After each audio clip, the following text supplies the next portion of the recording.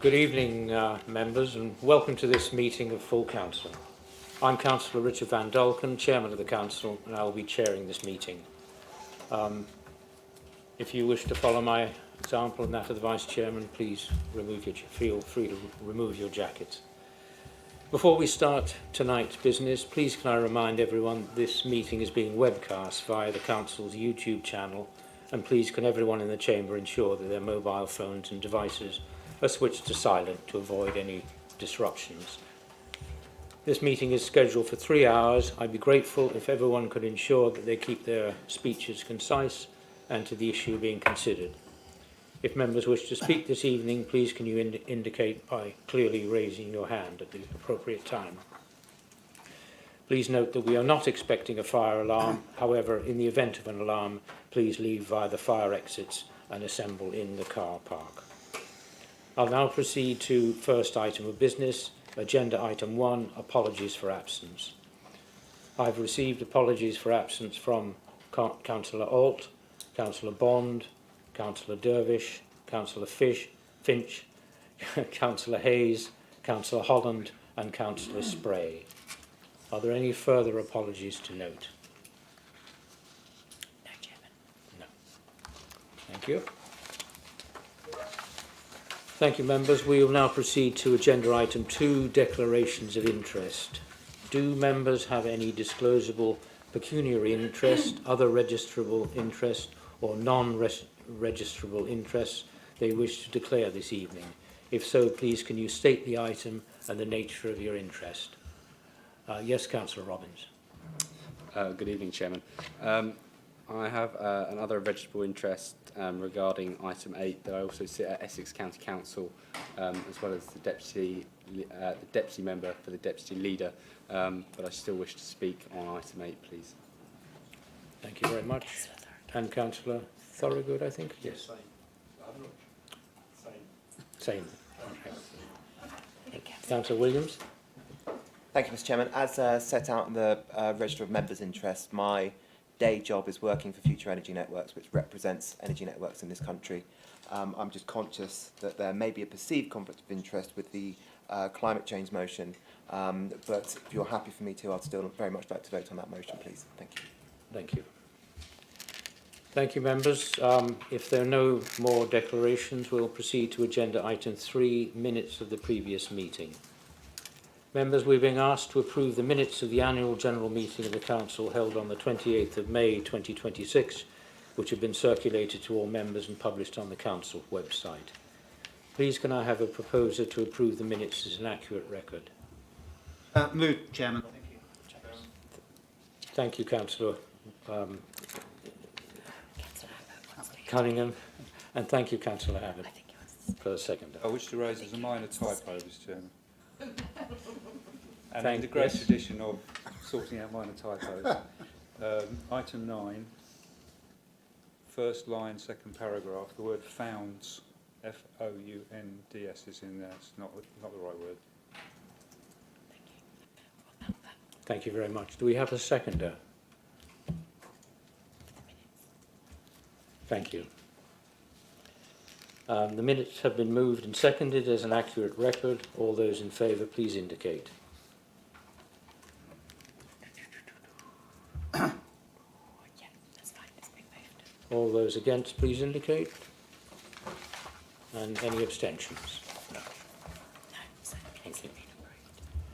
So the minutes are approved, and I will now sign the minutes.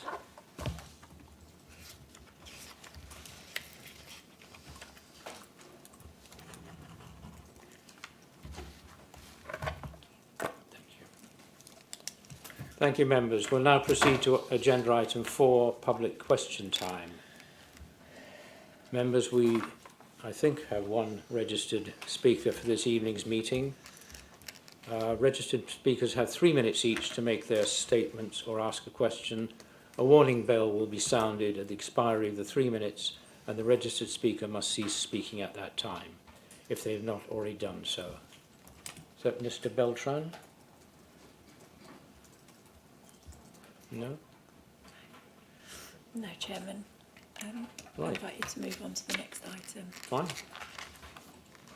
So we can now proceed to agenda item 5, announcements and statements from the Chairman and the Leader of the Council.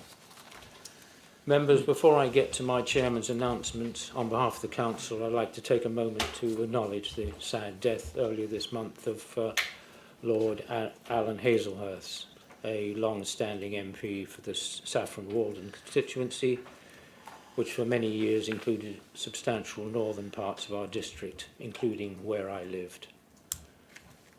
While he's not quite achieved the longevity in office of Lord Hazelhurst, it seemed appropriate to ask the Vice Chairman, Councillor Butland, to say a few words, after which I'll invite other members to add any thoughts, should they wish to do so. Councillor Butland. Thank you, Chairman. It's right that we should acknowledge Lord Hazelhurst's contribution. He was for 40 years the Member of Parliament for Saffron Walden from 1977 to 2017. Being re-elected 10 times during that period.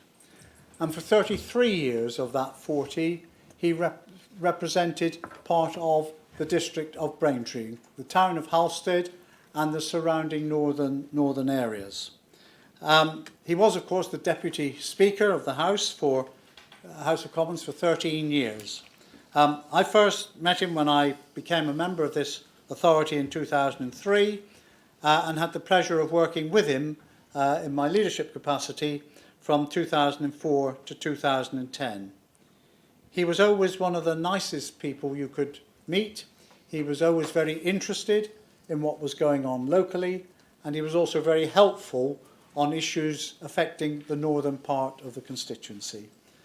He will be sadly missed, and I would just pay tribute from, I think, all of us, and I know there are members here who will have known him as well, pay tribute for the service that he did locally to Saffron Walden constituency as a whole, but in particular to the parts covered by the Braintree district. Thank you, Chairman.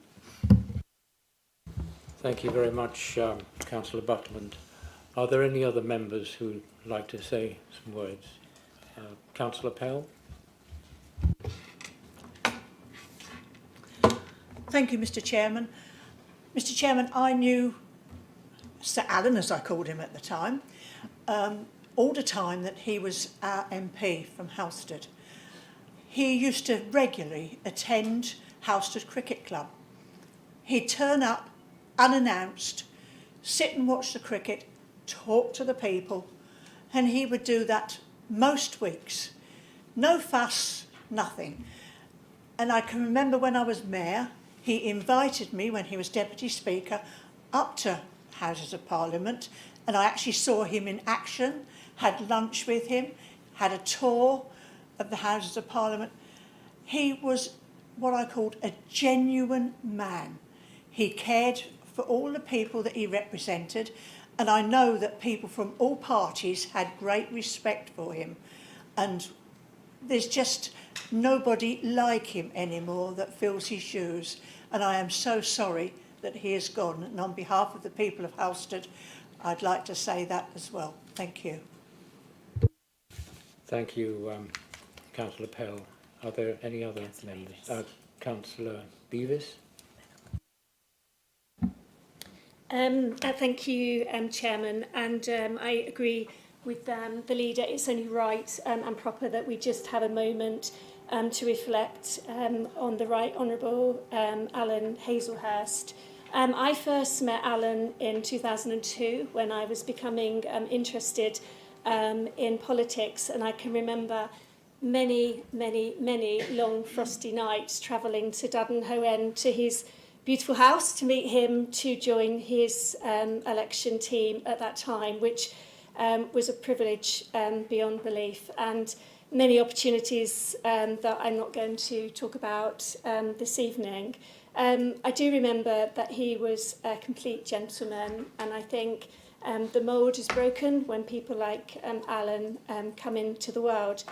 I've got a couple of memories actually of Alan, and I remember just around about 2003, 2004, hadn't long had a mobile phone, and I certainly hadn't used it very much.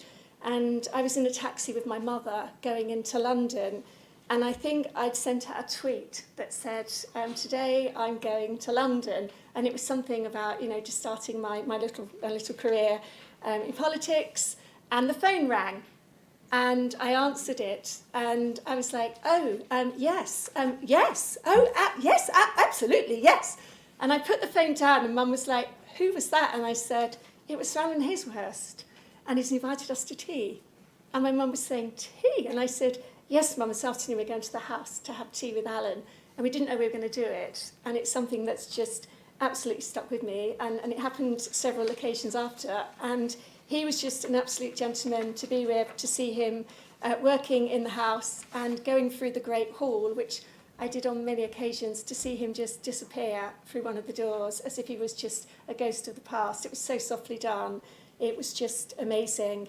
The other thing I just wanted to share with members, I do remember spending some time with Alan where, for the first time, I actually saw him hot under the collar. And this is a gentleman where I had fish and chips with around the various constituency pubs when I was out and about with him. But on this day, he was really, really hot under the collar. And he'd been gone for some half hour or so. And we were at the Carver Barracks out towards Saffron Walden. And he came back and I asked whether everything was okay. And apparently there was a service lady on the door that had come and answered the door with nothing more than a towel wrapped around her. And apparently it took his attention for quite some time, and I carried on my own, doing a bit of a doorstep campaign. Sadly, I'm going to be on holiday with my husband on a family holiday next week for a few days, so I won't be able to make the funeral. I have written to Angela at Dudden Hoe End and sent her our apologies and sincere wishes. But I'm really pleased tonight that we've marked this. I think it's really appropriate. Thank you, Chairman. Thank you very much, Councillor Beavis. And I think Councillor Diamond. I first met Sir Alan Hazelhurst when I was a precocious 16-year-old, and he came to visit our sixth form. I asked him about 30 or 40 questions, and he very politely answered them all for me. He knew I had very different politics from him, but he was always constantly kind and courteous and helpful. A few years later, when I was doing my dissertation, he even invited me over to his office so he could look through the dissertation with me and provide me much support, despite the fact he knew that as a Labour member I wouldn't be voting for him, because he was that much of a decent man. So he will be very much missed. Thank you. Thank you very much, Councillor Diamond. There are no other speakers? Fine. So, I will now proceed to my announcements. Since being elected as District Chairman at the Council's AGM, I've had the pleasure of attending a variety of events across the district. These began with a STEM day at Richard de Clare Primary School in Halstead, organised by the BDC Economic Development Team. It was encouraged to see such enthusiasm for learning and innovation amongst the pupils. I was then pleased to accept an invitation from the Mayor of Halstead, Councillor Bond, for the Vice Chairman and myself to attend the official opening of the new tennis courts at the Courtauld Sports Ground, funded through Section 106 contributions. I'll not dwell too much on our attempts at pickleball, other than to observe that wearing a metal chain and wearing street shoes is perhaps not the wisest choice to play tennis. More recently, I enjoyed a warm and sunny evening at the open day of the community garden in Braintree Recreation Ground. It was a pleasure to meet the dedicated volunteers from the Down to Earth project, alongside local residents who are actively contributing to the garden's development and making the most of the opportunity it provides for both well-being and social connection. I've also had the honour of attending the Essex High Sheriff Garden Party as a representative of Braintree District Council. I was pleased to attend my first meeting of the John Ray Trust as a newly appointed trustee, and delighted to mark Pride Month by taking part in a photo opportunity with the Pride flag at the Town Hall. I'm now looking forward to hosting my first civic event, the Chairman's Armed Forces celebration at Braintree District Museum, and I hope to see many of my fellow councillors there. Thank you, members. I'd now like to invite Councillor Tom Cunningham, Leader of the Council, to make any announcements. Councillor Cunningham.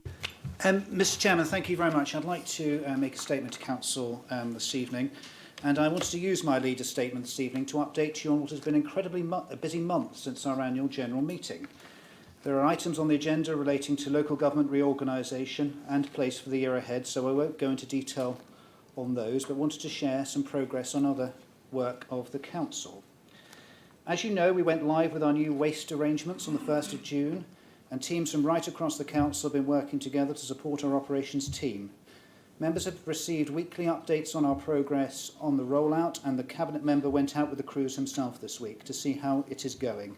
It is fair to say that with a change this large and over 120,000 collections undertaken every week, we will need some time for this to bed in, but I'm incredibly grateful for the work the teams are doing and how largely positive and supportive our residents have been so far, appreciating there are always going to be issues and we're dealing with them as promptly and as smoothly as possible.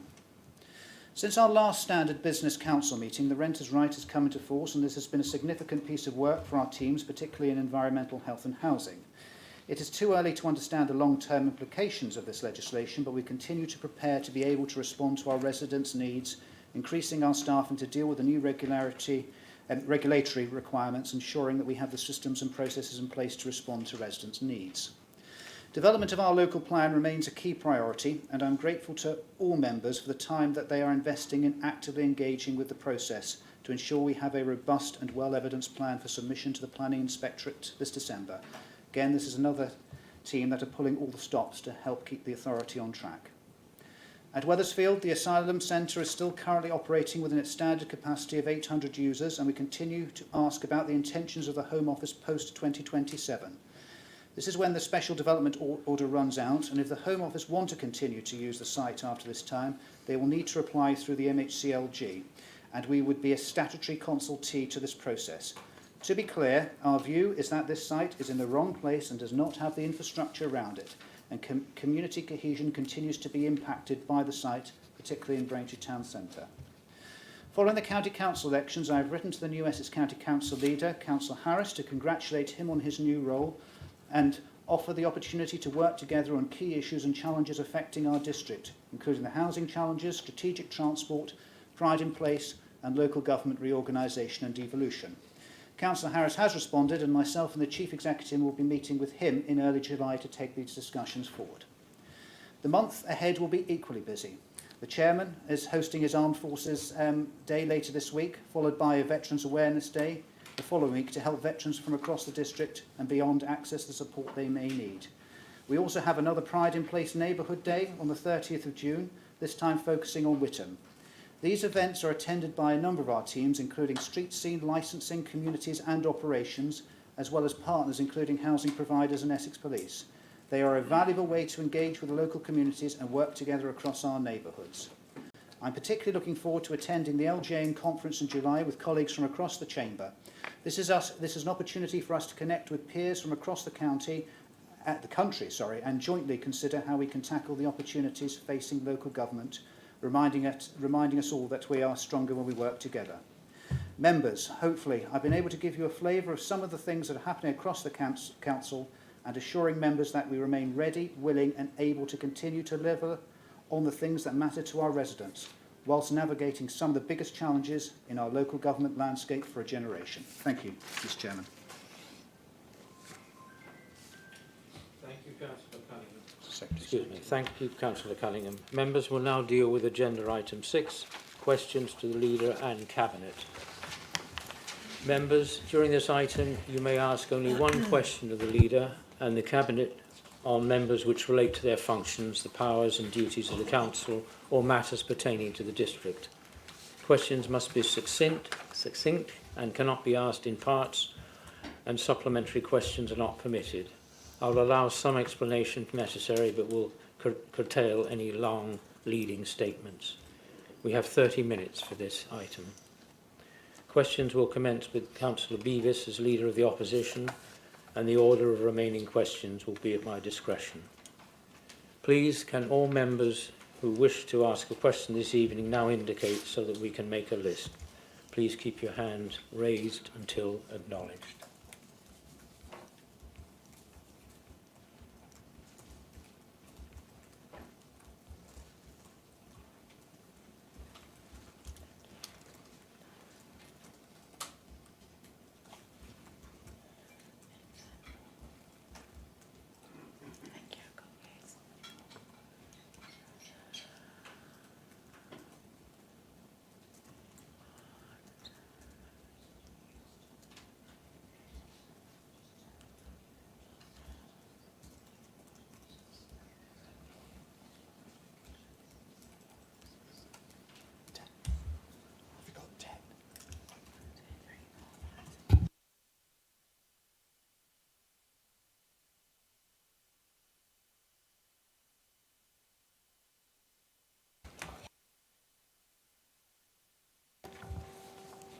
Right, thank you, members.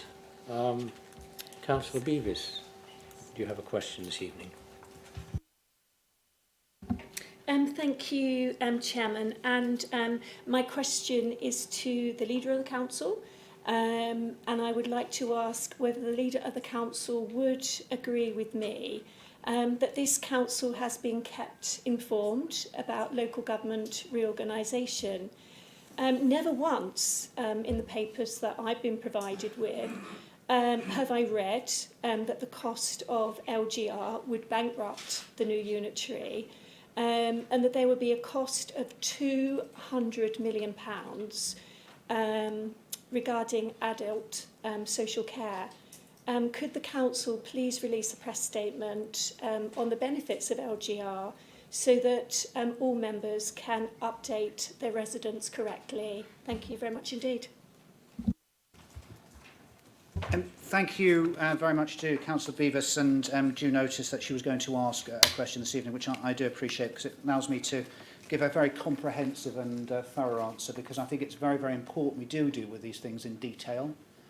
And what we're said in dealing with these difficult issues is not misrepresented on various forums. I think it's we have a far too greater responsible role in the district to ensure that, to allow that to happen. So, in terms of local government reorganisation, there were different models for local government reorganisation put forward, and there was a split view across the council, but the corporate majority of the council was to support the 3 unitary model. The government decided to go with the 5 unitary model, and whilst it was understandable the benefits of smaller unitary authorities in terms of being closer to communities, I think some of us have and still have some reservations, particularly in the north east of Essex, in terms of the safe landing and implementation of adult social care in children, because in this part of the world we have a high dependency on those services, but we perhaps don't initially have the council tax take of some other parts of the county. And therefore, one of the things I know that the previous administration at Essex County Council, of which some of us were members of, were working very closely across the system to have some reassurance in the system for the soft landing of those services. And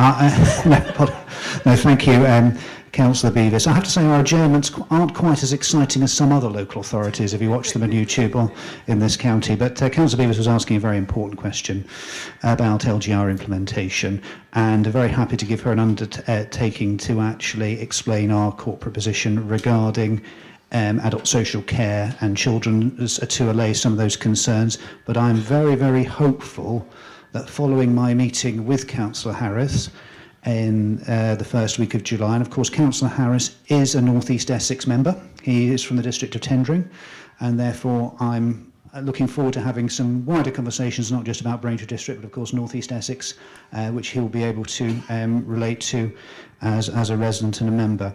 I do think it's an opportunity to deal with another issue that has been raised that some are causing concern about, and that is that somehow implementation will be £100 million. Now, first of all, I've heard £200 million indeed in term, 200 million. I've also heard £100 million. What I would say is that there is nowhere in any existing local authority budget or agreed financial profile for that amount of money for local government reform implementation. The various different business cases, the unitary authority proposal estimated transition costs at around £105 million. That wasn't the proposal that was selected by government. The 5 unitary authority proposal, which was selected, had estimated implementation costs in the region of £74 million. Now, of course, those figures were high-level estimates based on the information. We've got a paper a little bit later talking about LGR transition funding, which gives us the flexibility to continue to do the work. Before the elections, the last Essex County Council administration signed off on £3 million to support vital LGR work, and of course we know there is going to be money coming from central government. But I think it's important to put it into perspective. Even if the implementation costs and total does come to £100 million, this is the disaggregation, the aggregation, the restructuring of 15 local authorities across a very large ceremonial county where its annual capacity and spend is in the region of 2.1 billion. So the percentage of that, whilst not being in any way disparaging about the sums of money, would be less than 5% of 1 year's combined net expenditure of the whole Essex local government system. And therefore, that would then unlock the considerable benefits of local government reorganisation, which we've discussed on many occasions, new authorities, robust, able to deal more flexibly and with greater agility to problems, to promote economic development in a smaller, more logical geography, and get rid and streamline those processes of duplication and frustrate us as members on a weekly basis. So I think it has to be seen in context. I thank the Leader of the Opposition for her comments about the way that we've approached the process since the announcement that devolution would be coupled with fast-tracked LGR. I renew this authority's commitment, subject to any alternative policy direction from government, that now that we've got this, now that we've got the 5 model, we work actively to implement this with partners, and if there's any additionality in terms of communication that we can give to members, but more importantly to help members give that information to our rider residents, then I'm only too happy to listen and take that on board. Thank you. Thank you very much, Councillor Cunningham. We'll move on to Councillor Edwards, please. Your question.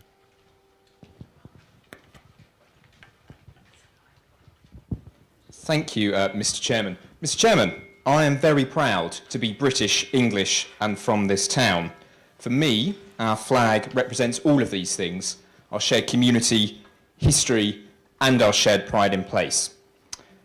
Does the leader agree with me that the time has come to remove the tatty, unkempt, plastic, and often upside-down flags along the A120 and A131, and now, to my dismay, down Rain Road in my ward of Bocking South, and instead to fly more flags with pride in our town centre and other civic hotspots, so that where we do fly our flag, we can do so in a way that inspires pride in place in our community. Thank you.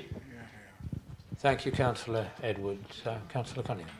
Can I thank Councillor Edwards for his question? I agree absolutely with everything he's just said, and I would urge him to make similar representations, as I will be, to Essex County Council based in Chelmsford. Thank you. Thank you very much, Councillor Cunningham. Can I ask Councillor Jeffries for her question? Thank you. I actually wanted to ask Councillor Dervish the question, and she's not here, so I'll put it to Tom. Sorry, Councillor Cunningham. It was actually about the delegated decision, and it was about the grant funding for compassionate communities.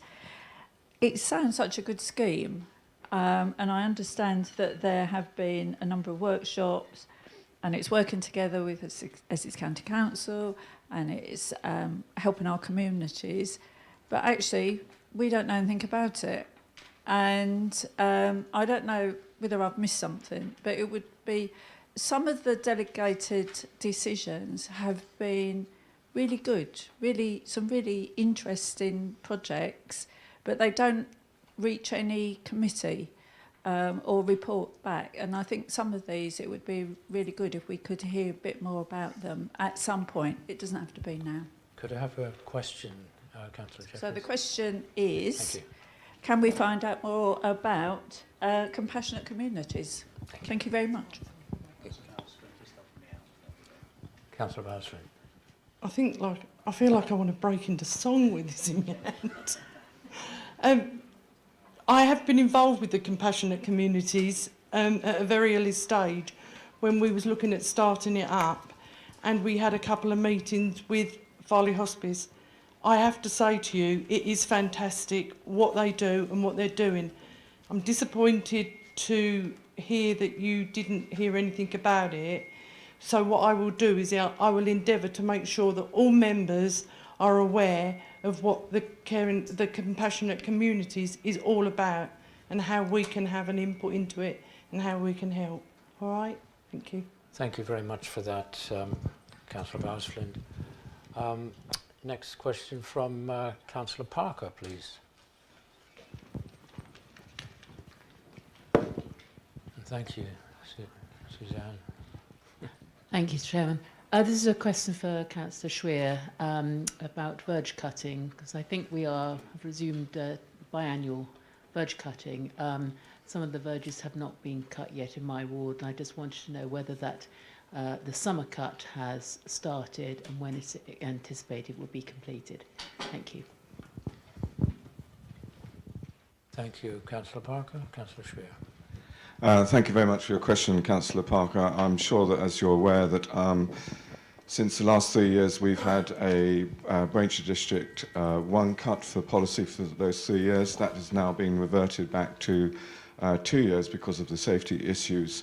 As far as I'm aware, those parish councils that have adopted to take on their own verge cutting will cut it the 2 times. And with regards to the rest, the 2 cuts should be beginning obviously at this time, and then 1 again later in the autumn, but they should all be going ahead as planned. But if you know of any specific reasons, then let me know, I'll find out for you. Thank you very much, Councillor Schweer. Can I ask Councillor Abbott for his question, please? Thank you, Mr. Chairman. A difficult question to the leader, but after careful thought, one that I'd like to ask. We lived in volatile times in our democracy. We have the police operation Ford, which is specifically designed to protect councillors and MPs from harassment and threats. And this council has signed up to the local government, the LGA Debate Not Hate programme. In those circumstances, would the leader therefore agree that there is no context or circumstance in which the leader of this council or any other council should state in public that they could, and I quote, cheerfully strangle a fellow councillor? Thank you, Councillor Abbott.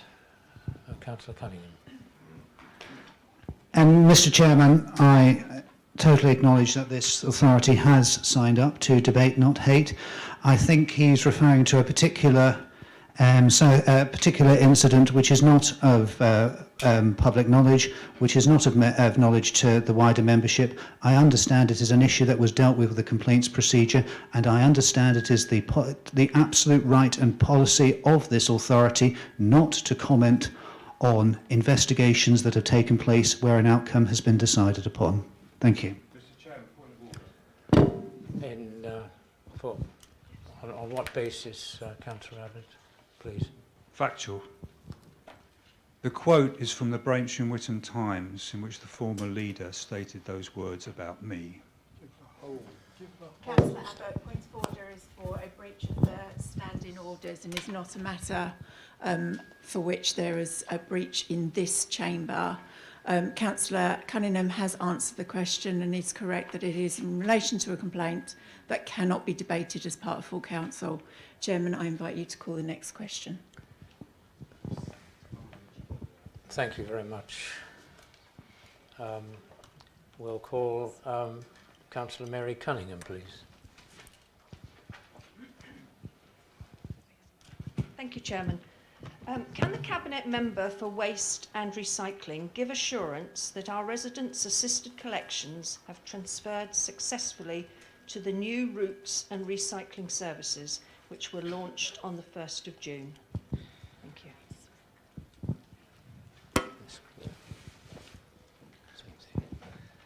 you. Thank you, Councillor Cunningham, for your question. I can give you assurances that the assisted collections have transferred and all the data has gone to not only the new routes that are necessary. I myself was out in Halstead for operations last week, and I saw on the ground how the crews are actually interpreting that data on their tablets, and they have all of that data transferred. So the answer to your question is I can give you that assurance, and of course it is always a moving feast, and the best thing is if any friends or family want to change assisted collection in any way, that they need to apply either via the telephone, on the web, or through by email. But that is something that is always going to change, but we are very aware of that. But I'm very pleased so far at the amount of data that's been correctly transferred, and all the old data has been transferred to the new routes. Thank you. Thank you very much, Councillor Spear. The next question from Councillor Finken, please. Sorry, no, I haven't got. Councillor Jeffries then. She's done. Councillor Ayton.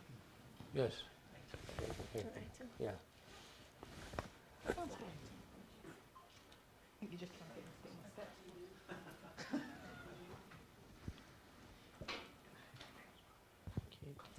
Thank you, Chair. I just want to congratulate the officers, the workers, the staff on the new waste recycling collection service, and to the head of operations for a letter she put out last week on some of the operational teething issues, shall we say.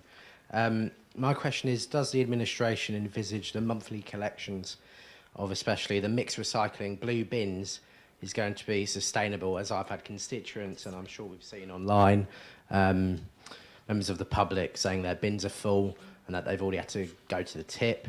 And following on from that, when and how will the new collection service be thoroughly reviewed? Thank you. Thank you to Councillor Ayton, and that's a question, I think, for Councillor Spear. Thank you very much for your question, and thanks for acknowledging the success so far for the rollout of this increase in recycling services across the whole of Braintree District Council. With regards to sort of the blue bins, there have been incidents where some families have had more recycling to put in there, and it is not a default option, but it has been suggested that if there is an excess of recycling to go into the blue bins, an option is for people to go to the recycling centres locally, which is of course something that we want people to do. if that is the point. But of course, this is going to take some time to bed in. And as we go through 1 or 2 cycles, we will refine the services and we will be collecting the data. And where there are issues, we will be looking at those in greater detail to refine the services to ensure that we get as many people as possible happy. And a lot of this is also about the knowledge of what to do and how to pack into some of our blue bins. And we have been putting recently some more communications and videos on helping to assist people to do that going forward. It is our intention to always refine those services, help where we can, increase the comms as well. And I think that answers all your questions, doesn't it? Thank you. Thank you, Councillor Spear. I have a question from Councillor Diamond, please. Recently, several families have approached me after learning they were at risk of homelessness. While I recognise pressures the council faces, I'm concerned by the lack of options some residents feel they have been offered. Given recent changes in the housing market, has the council explored acquiring additional properties, either in-house or in collaboration with housing providers such as Eastlight? Furthermore, does this administration see local government reorganisation as an opportunity to increase affordable and social housing provision across the district? Thank you very much. Thank you, Councillor Diamond. A question for Councillor Bowers-Flint. Mrs. Bowers-Flint. Thank you, Chairman. I have had discussions with Councillor Diamond on this, and I give him my reassurance that our excellent housing department are looking at different ways of looking at providing housing, and we guide everybody on the right path towards a house or flat or whatever is suitable for their needs in their circumstances. We do it constantly. The department is under pressure all of the time, and we constantly try and keep up with everything. And it is sad in some cases, it's very sad, as I have spoken to you about it, and I know that your constituents do come to you, but be rest assured we are doing everything we can. Thank you. Thank you, Councillor Bowers-Flint. A question from Councillor Rajiv, please. Thank you, Chairman. My question is to Councillor Bowers. I'm aware that there has been a delay in the completion of the Witham Community Centre. Therefore, can the Cabinet member possibly provide an update on this, please? Thank you, Councillor Rajiv. Councillor Bowers. Thank you, Chairman. And I'm pleased to provide an update on this facility. Construction of the Witham Community Centre began in May 2025 and continues to progress positively. The construction of the centre is essentially complete, with the construction and fit out of the building due to be completed by the end of this month, and snagging largely already finished, with landscape snagging completing this week. A demonstration meeting was held last week with the contractor and the future operators of the building, Witham Town Council, in readiness for the smooth handover of the building to the Town Council when the project completes. The final issues to be resolved are the delivery of some minor highways works, for which we continue to await final permission from Essex Highways, and the approval of some minor planning amendments that will be coming to Planning Committee on the 14th of July. The final completion of the project is anticipated to be at the end of August, 1 month later than originally planned, and is currently predicted to be delivered within its approved budget. As a council, we are very pleased to have been able to invest £1.7 million of Section 106 funds and £2.3 million of the council's own capital funding into this new community asset for Witham. Members will recognise how impressive it is to deliver a £4 million capital project within budget and only a month outside of its planned completion date. I do look forward to celebrating this achievement with the residents of Witham and members of Witham Town Council at the official opening of the centre in the early autumn of this year. Thank you, Chairman. Thank you very much, Councillor Bowers. Councillor Paul Thorogood, please. You just read it. Thank you, Chair. I did give notice of this question to Councillor Bowers-Flint and to Councillor Spray, who I realise is away. I wish to raise an issue affecting residents at the new Coggeshall Mill development and also Watering Farm in Kelvedon, which requires urgent attention from both the planning and environment portfolios. Over recent weeks, I've been contacted by a number of residents reporting a significant mosquito infestation across the estate at Coggeshall, with families of young children appear to be particularly affected, with young children suffering multiple bites and adverse reactions, and some have been off school as a result in nursery. While the estate remains under construction, responsibility for the drainage infrastructure ultimately rests with the developer, but the impact on residents is immediate and cannot simply be ignored. I therefore ask Councillor Spray and Bowers-Flint to work with me and any other relevant agencies, including Essex's water management department, which I approached first, who have agreed to assist. In the short term, residents need practical support and advice to reduce the impact of the infestation, but in the longer term, there needs to be an urgent investigation into whether standing water within the SUD system is creating the conditions in which the mosquitoes are breeding. So this is a planning issue and an environmental health issue, and I think a coordinated approach is required. Thank you. Thank you, Councillor Thorogood. Councillor Bowers-Flint. Thank you, and thank you, Councillor Thorogood, for the early notice of your question. And because you've done that, I've been able to get you a full and frank response. And I am very sorry for your residents who have been suffering with mosquito bites. I, for one, know what it's like, because if there's 10 people sitting in a row, the mosquitoes always come for me. Rotten meat, I'm told. Environment's Public Health and the Housing Department received a concern from a resident of Needle Close on the 6th of May in relation to mosquito bites that were distressing their family. Environment's Public Health and Housing Department investigated the complaint and has visited the site but could not determine a direct link from the SUD. There was some water on site but no visible cloud of insects. Mosquitoes breed in stagnant water, so within a domestic estate there can be numerous sources such as roof gutters, garden ponds, water butts, bird baths, so definitely proving that the source is the SUD is extremely difficult. There are also no powers that the Environmental Health have in relation to a statutory insect nuisance such as mosquitoes in a domestic setting. They're not a protected species. They are considered a naturally occurring insect in the UK. Statutory nuisance legislation excludes rivers, watercourses, lakes or ponds as being a source that may be considered, and this includes artificial created natural features, so as such the situation cannot be pursued via statutory nuisance legislation. The resident involved was understandably upset that little could be done by Environmental Health and asked that the issue be escalated for further investigation. Whilst Environment have no powers to enforce this matter, since May the Head of Environment has continued to pursue the developer involved, who are still managing the site, for information regarding the ongoing management and maintenance of the SUD feature. The management agency is adamant that they have received no complaints direct from residents, and the Environmental Health has requested a single point of contact from them for residents to raise the issue. This has not yet been provided by the developer. In addition to that, the development management team have reviewed the planning permission for the development. This has established that 2 of the SUD's features on the site were designed to hold permanent water. The maintenance arranged for the SUD scheme was approved. So if the SUD's features have not been constructed in accordance with the approved details or are not operating correctly, this can be investigated by planning enforcement.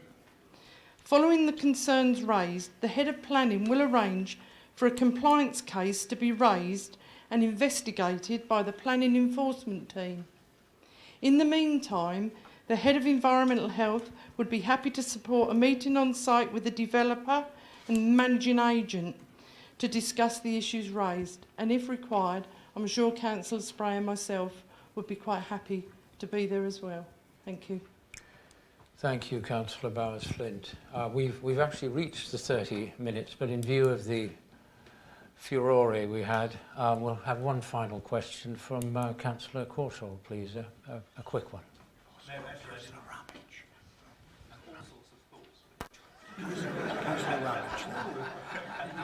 I'm sorry.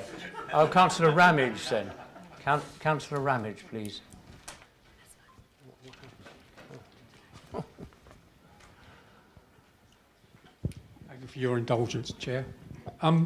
Could I ask Councillor Williams on the subject of, which is kind of current at the moment in regard to the Football World Cup being held over the number of weeks, what is BDC doing to support their local pubs and hospitality venues within the district, as they've all been hit with national insurance and minimum wage increases? And the last year it's been reported nationally that there's over 80,000 jobs have been lost because of these particular issues. And I wonder what the council are doing to help those particular hospitality venues. Thank you. Thank you very much, Councillor Ramage, and Councillor Williams, please. Thank you very much, Mr. Chairman. Like Councillor Ramage himself, this council is pro-football, it's pro-pubs, and it's pro-it coming home. So I am delighted to report the licensing team is working flat out to make sure that we're supporting our pubs and hospitality venues right across the district. I'm pleased to report that the team have processed now several temporary event notices. This means that pubs with those notices are able to stay open for longer to accommodate the football matches and to be able to screen them. But it is important, of course, where there are changes to opening hours, that this is done safely and in accordance with the rules and regulations. So this council and the licensing team have reached out proactively to hospitality venues to make sure that they are abreast of the up-to-date information. What this council has also done is it has reached out to hospitality venues to offer the latest guidance on domestic abuse, because as we know, very regrettably, big football tournaments and football matches often coincide with an increase in instances of domestic abuse. But as I say, I can assure Councillor Ramage that we are doing all we can to support our brilliant pubs and hospitality venues across the district, and I can only urge all members to return to their local and prepare for victory. Thank you. Thank you, Councillor Williams. I am permitted to change my mind, and we'll have one final question, a very quick one, please, from Councillor Prime. Thank you, Chair. It's a very quick question. Thank you for letting me take it. We've just 2,800 houses built in 24 to 25, the lowest since 2016. I would like to ask the relevant cabinet member whether this ongoing slowdown in construction, both nationally and locally, has affected our ability to deliver affordable homes. And it's following on from Councillor Diamond's question.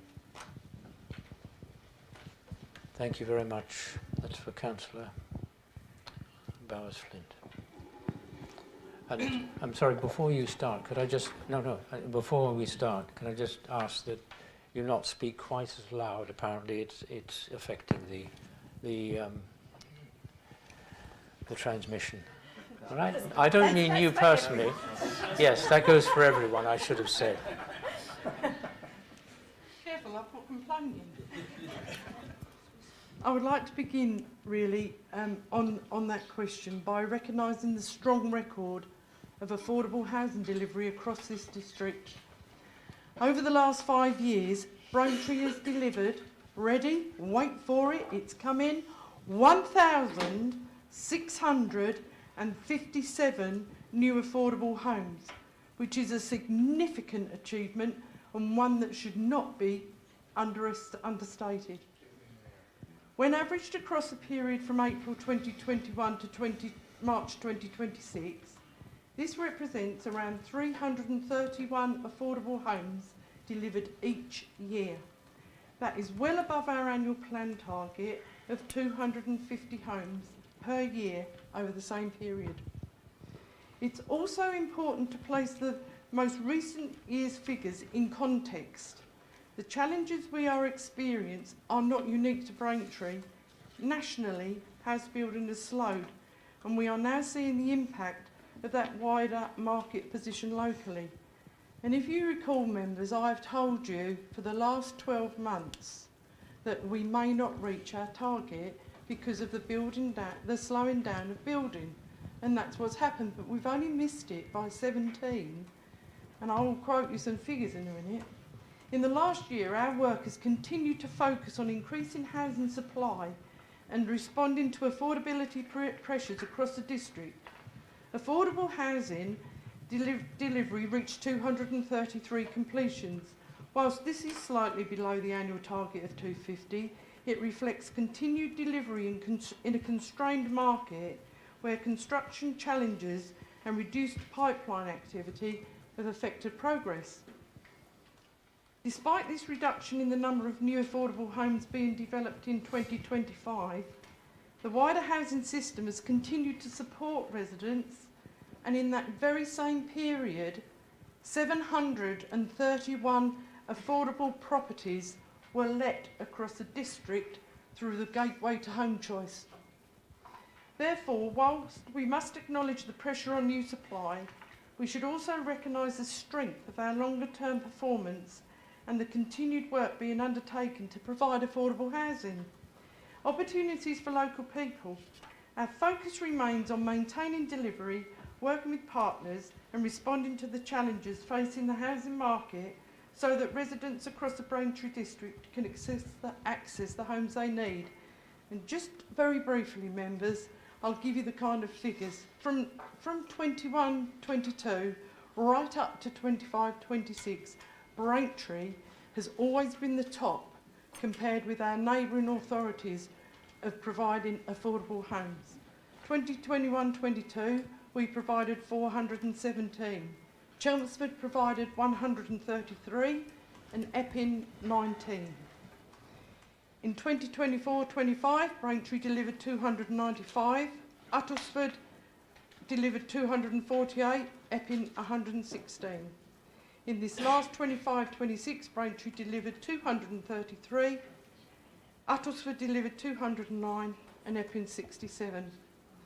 The summary of that is Braintree District Council is doing very, very well with affordable home figures, especially compared to the neighbouring authorities, and the work of that staff in this department should be recognised with each and every single member in this room, and they all should be thanked for all they do, considering the extreme pressure they now work under in today's climate. Thank you. Thank you very much, Councillor Bowers-Flint. So that, members, concludes this item. Any question requiring a written response will be answered within 10 working days of this meeting and shared with all members, as usual. Any members unable to ask their question or a question may wish to submit these questions to the Council via the written question process, responses to which will be shared with all members. We'll now proceed to agenda item 7, motion by Councillor Tom Cunningham, renewal of the Council's commitment to supporting residents, communities and businesses. Members, the motion report starts on page 5 of the agenda, and I can confirm that there are no amendments to this motion. Councillor Tom Cunningham and Councillor Kevin Bowers, the proposer and seconder of the motion, are both present this evening, so the motion may proceed. Councillor Cunningham, can you please formally move your motion? And before you make your speech, it must be seconded. Formally moved, Mr. Chairman. Thank you, Councillor Cunningham. Councillor Bowers, you're recorded as the seconder of this motion. Please confirm that you second the motion, and if you wish to reserve your right to speak. Formally second the motion, Chairman, and reserve my right to speak. Thank you very much, Councillor Bowers. Members, the motion has been formally moved and seconded. I'll now invite Councillor Cunningham to make his speech. Thank you, Mr. Chairman. I thought it was important, bearing in mind the significant changes in the local and now national landscape, and the change of leadership for this council, to reaffirm some strong principles around local leadership and how we go about serving residents at this time of change. We've always been a can-do council, a council that looks after our fellow taxpayers' money but supports our communities and businesses whilst maintaining high-quality public services. With the uncertainty of change, I believe we need to repeatedly express our own commitment to these agendas, but ensure that the people of Braintree District's priorities land safely in the new council organisation, whether it's community support, business support to our specific emerging sectors, or with potential growth supporting both rural and urban areas.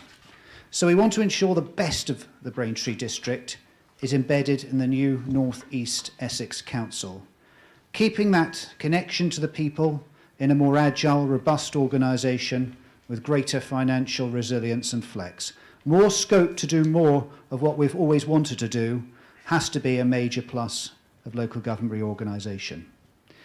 I've been delighted, and I know many colleagues have been delighted over the years as how successful we have been in ensuring small, prudent investments have levered in additional external funding for the benefits of residents and communities, and long may that continue.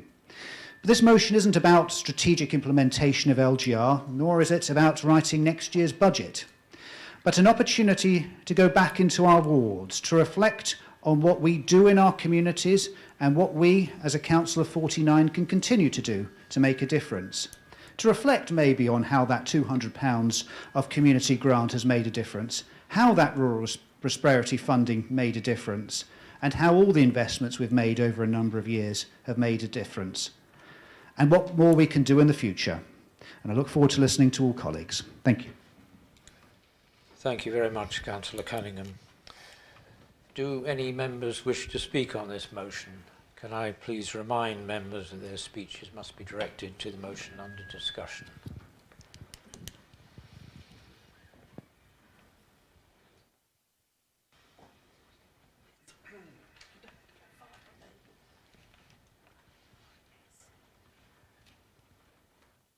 Yes, do keep your hands up, please.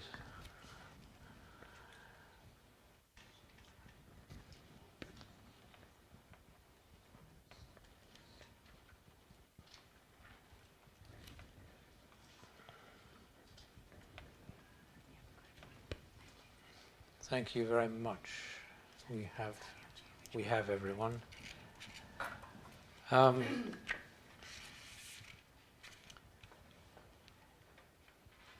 So we'll ask Councillor Jeffries, please, to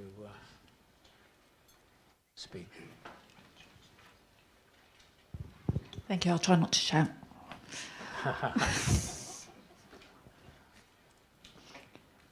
I welcome the motion, Chair and Leader. This is a good council, and we look forward to working towards LGR with the new leader, the Cabinet and other members opposite. With hope, enthusiasm and expectation, hopefully, therefore, we can move away from personal attacks, references to government policy, which we have no control over, or indeed other councils, such as Bournemouth, Trafford, etc. I'm not sure about the wording of the last paragraph, where it just says that this council advises all members. However, we would like to back the council, back the district, and most importantly, we will continue to back our residents. So thank you for the motion. Thank you very much, Councillor Jeffries. We'll ask Councillor Wrench, please, to speak.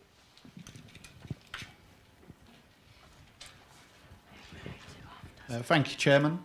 I'm pleased to support this motion this evening, which reinforces our commitment to residents, communities and businesses across the district. From an economic growth perspective, this is not just words, it reflects the practical support we are delivering on the ground. We're developing a further package of support to local businesses for our work with the North Essex Economic Board, ensuring we continue to back businesses of all sizes to grow and succeed. This board is a combination of 6 district councils alongside Essex County Council. Looking ahead, a key focus over the next 12 months will be to support rural businesses. These enterprises are vital for our local economy, and we're determined to ensure they have the tools and opportunities they have to thrive. I would urge all members to signpost local businesses to the NEEB website, which is neeb.org.uk, where you can find lots of information how to get that support. We're also strengthening our business engagement programme with a series of business briefings hosted at key landmarks across the district. From Headingham Castle to Crescent Temple, we're giving businesses the opportunity to engage directly with us and shape the support we provide. In addition, our job fairs in Braintree, Witham and Halstead have helped to connect residents with opportunities while supporting employers to recruit locally. A practical example of how this council is delivering for both residents and businesses. And importantly, we're investing in the next generation of our workforce. Our apprenticeship and career fairs were supported so that every secondary school across the district have the opportunity to attend, be inspired and understand the pathways available to them. And this council supported the costs of the coach to get them there, helping raise aspirations, support skill development and strengthen our future local economy. Chairman, this motion reflects exactly what we are doing, working in partnership, investing in our communities and delivering real outcomes for the residents and businesses. We are not just supporting our economy for today, we are building the foundations for its future. So I am very happy to support it. Thank you. Thank you very much, Councillor Wrench. Could I ask Councillor Beavis, please? Thank you, Chairman, and I'll also be supporting tonight's motion. I've got a few points that I just wanted to make. So, yeah, I mean, in terms of supporting our neighbourhoods, our communities, and growing them stronger is part of, I think, most local councillors' sort of DNA, our local leadership. It's what we want to do. I think it's timely. Councillor Cunningham mentioned about the LGA conference, and this year the theme is around neighbourhoods to nations, and that again is about growing our communities, the cultures of our communities, and finding the answers locally. I think there's a celebration as well around our cultures and communities, and I think that's sort of really strong and something that we need to really support. I wanted to say a piece around making neighbourhoods and working in partnerships with the police and the NHS. I don't think we've quite got there yet, actually.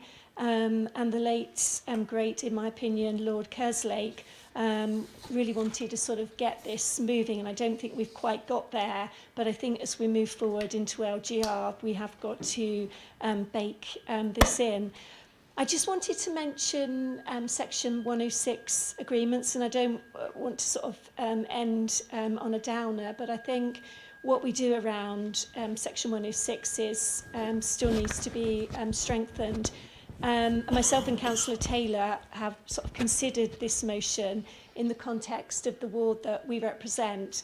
And yes, we've had some great news on the Headingham Medical Centre.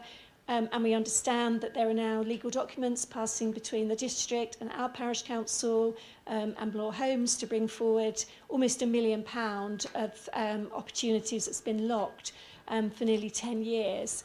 And this can't be right. You know, when we approve planning applications, we won't do that unless there is a strong Section 106 there. And in fact, we just saw the Tanners in Headingham turn down for that reason because they didn't want one. So I think there's something that we need to still do around the completion of outstanding Section 106.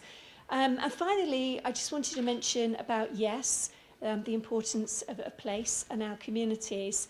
But there's also something actually about the civic pride of our district. And I remember we had one particular consultant working with us at some stage, and he talked about the DNA of our district and hardwiring that in.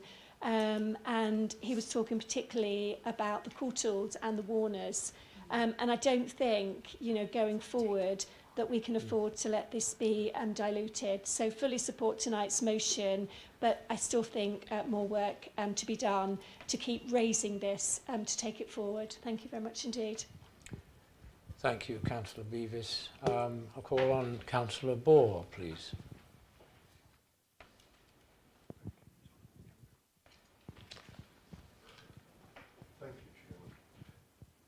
I would like to speak in support of the councillor's community grant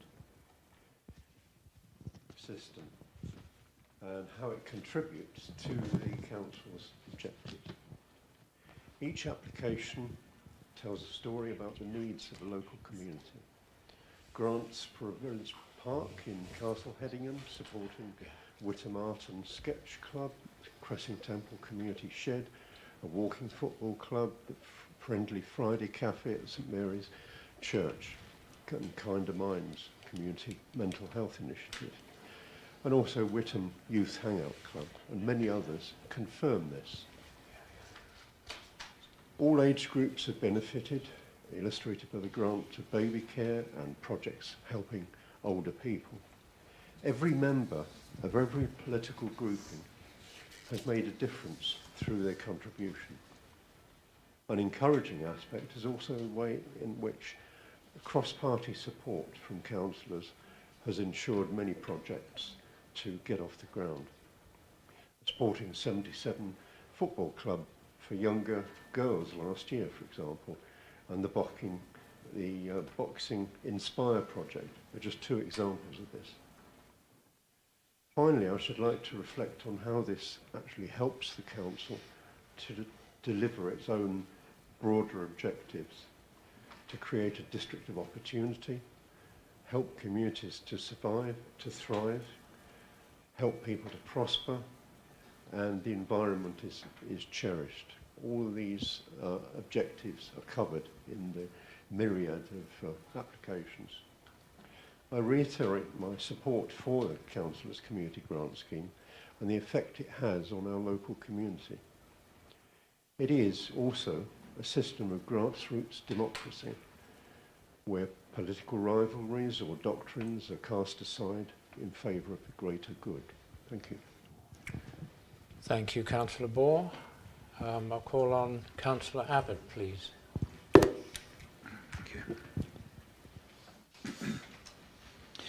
Thank you, Mr. Chairman. I agree with the broad message of this motion, particularly the focus on working with community groups, parishes and supporting local initiatives.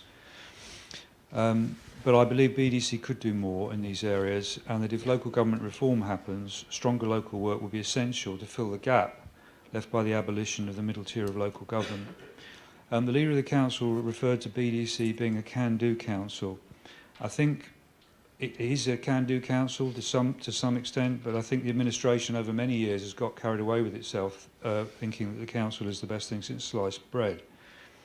I will not attempt in a few minutes available to cover all the potential areas of work where I think we could do better, but I will mention two which would bring both benefits to both the local communities and the environment.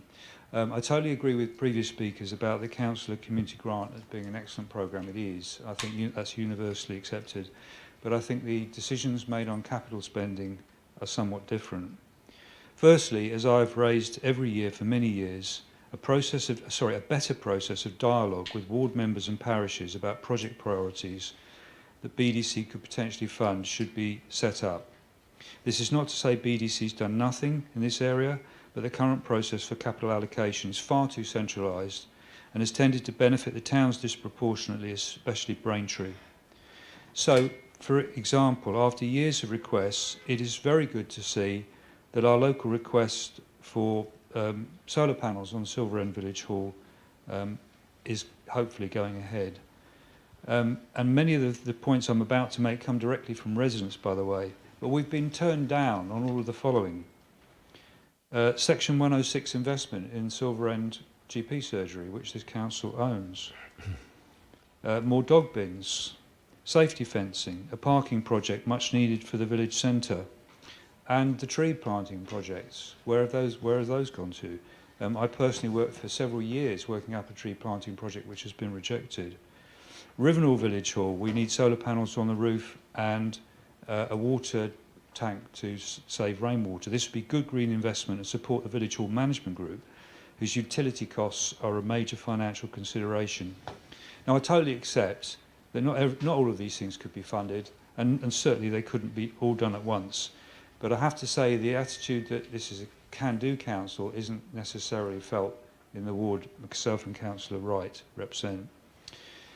Secondly, and I don't know how many other members have found this, since the abolition of the parish rangers, and with BDC refusing to do work on the highway and ECC itself often rejecting requests to do work, we've increasingly had local situations where vegetation is completely blocking footways, forcing people to walk in the road. And it's often left to volunteers, parish councillors, even sometimes district councillors or residents to try and deal with it. So could the council, could this administration look at a new arrangement to proactively tackle such cases, possibly again working with parishes and local councillors? Because I think this is going to be an area, if LGR happens, we're going to have to do anyway. Thank you, Mr. Chairman. Thank you very much, Councillor Abbott. I'll call on Councillor Edwards, please. Thank you, Mr. Chairman. And just to welcome you to your place, Mr. Chairman, as I haven't done it yet, and you, Mr. Vice Chairman, as well. And also, I understand he's not here this evening, but to praise the CEO for his bike ride, raising money for Macmillan Cancer. I understand he's been living with cancer for the past year, is now in remission, but I understand that's taken place in the last few days. Wishing him all the best. I rise to support the motion tonight, Mr. Chairman, and I wish to do so in a couple of points. Firstly, I have... Oh, pardon me. Sorry, yes, I've often been accused of being too loud. I've been appointed as the Vice Chairman of Corporate Scrutiny. Very grateful to the Leader for that appointment, and I'll be working with Councillor Heath on the other side to scrutinise decision-making at this Council, to hopefully allow us to make better decisions and to be a critical friend to the administration. I know the Leader has made that a priority for the new scrutiny arrangement here at Braintree. Secondly, to express, I appreciate the Leader has said he didn't want to write the budget in this motion, but I noted that there were a lot of outputs in this motion and not many inputs. I think one of the fantastic things this council has done, this administration has done, is to keep council tax low. We are the 4th lowest council tax area in Essex. We've seen in other administrations across Essex where administrations keep council tax low, that they win big in elections. We saw it in Harlow this year. So I would like to have seen some mention of our policy of keeping council tax low, given that this administration has had so much success with that in the past. Finally, Mr. Chairman, I'd just like to commend yourself for your support of a particular community in this district, the LGBT community. I was very heartened to see on social media you supporting Pride this month. It is Pride Month. And I was doubly disappointed to learn that one of Reform's first actions, getting a massive majority at the County Council, was to hide Pride in our county libraries. Quite why that was their priority, I don't know. My disappointment is doubled because, being to the right of the Conservative Party, as my colleagues know, I share many positions with Reform. This, I think, was absolutely disgraceful, and I'm grateful to you, Mr. Chairman, for standing up for the LGBT community, of which I consider myself a part, and to this party for standing up for that community. Thank you.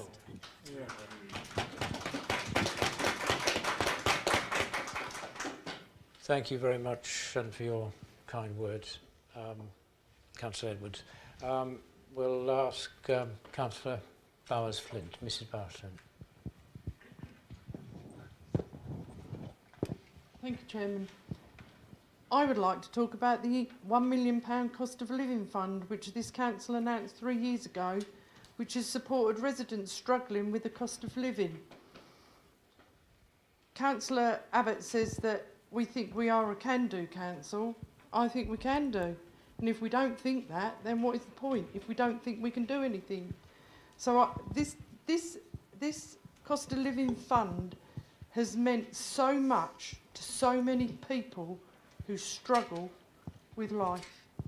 The funding obtained via new home bonus funding was initially spent over a 2-year period and focused on 3 objectives: to provide food security and access to essential goods across the district, to help the most vulnerable by supporting community groups and organisations to do more, and to enable physical and emotional health and well-being for anyone struggling to afford vital access to leisure activities and sports clubs. Due to the success of this fund and how this council has continued to work with partners in providing support to residents and communities, a further £400,000 over the next 2 years was included in this year's budget. Some of the groups that we have helped: First Stop Centre Braintree, was given £10,000. Now, if anyone knows anything about First Stop Centre and all that they do for the people of this district is unbelievable. 10,000. Halstead Men's Shed, they were given money. Again, another success story in all what they do. Headingham School was given money for an exciting project. Absolutely brilliant. And I cannot say all of this without mentioning, guess, Beat the Streets. And what that done for the community of this district was unbelievable, and it got people who hadn't been outside and hadn't been walking for absolutely years, and it got them engaged and it got them walking. So I think what we've done there is very good, and we can do. Thank you. Thank you, Chair. Thank you, Councillor Bowes-Flint. I'll ask Councillor Staines, please, to speak. Thank you, Chair. Great job. I support this timely motion. However, residents across the district are already seeing the impact of housing expansion with no infrastructure or service improvements, stretching things beyond what have previously been adequate or tolerable in the past. Many more of the district's residents are also likely to see a range of public and private services stretched as a result of new mass housing from this local plan review. So I hope this motion will support BDC to challenge UK Government, MHCLG's top-down housing targets for this district, like other local authorities in Essex. Many non-parish residents could also see their voting boundaries change again shortly. So I hope this motion supports BDC to plug the parish and town council representation gaps as part of its preparation for local government reorganisation. The patience of rural communities is being frayed by delays to conservation area refreshment and neighbourhood plan progress, and increases concerns that their work over many years will not be taken fully into account when it's needed most. Communities across Essex are keenly awaiting an update from the Home Office about quitting Wethersfield when their craftily secured special development order expires next April, so I hope this motion expedites that outcome. Rural communities are also waiting and watching to see if BDC will be consistent and again refuse and defend at appeal numerous repeat speculative rural housing developments now coming forward outside the local plan review process. Concern is increased as their agency and planning decisions is being eroded at all levels of government and further into LGR. Tourism's largely untapped potential to sustain and boost rural communities and businesses and to provide rewarding employment has been overlooked for too long and under-supported despite offering high gross value add.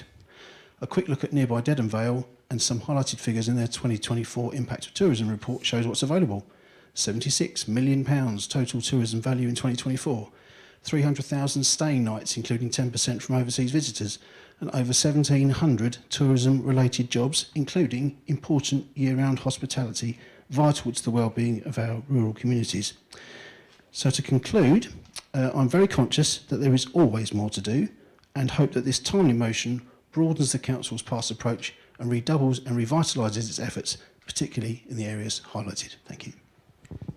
Thank you very much, Councillor Staines, and I'll ask Councillor T. Williams to speak. Thank you very much, Mr. Chairman.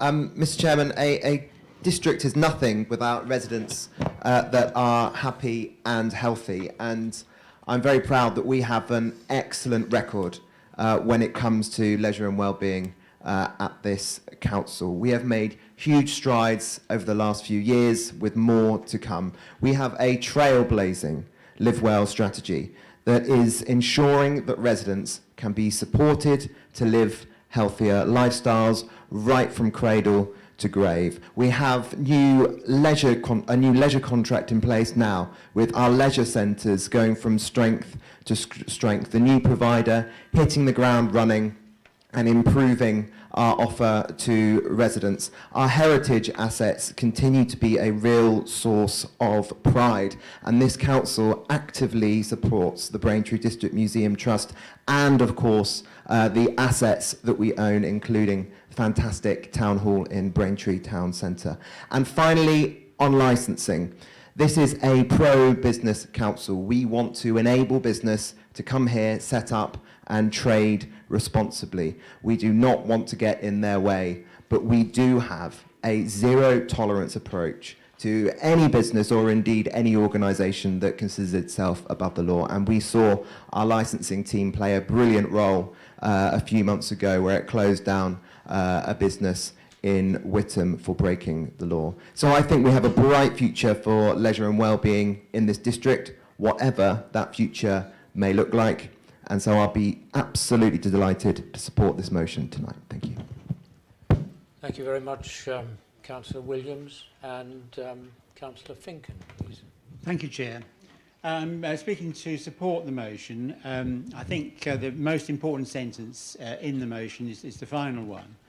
And in the light of the negative policies of the new administration at County Hall on a number of issues, local government reorganisation, tackling the climate crisis, ensuring that all parts of our community are included, honoured and made welcome, it's even more important that we work constructively together on this council to bring about the changes and continue to support the policies that we have all agreed.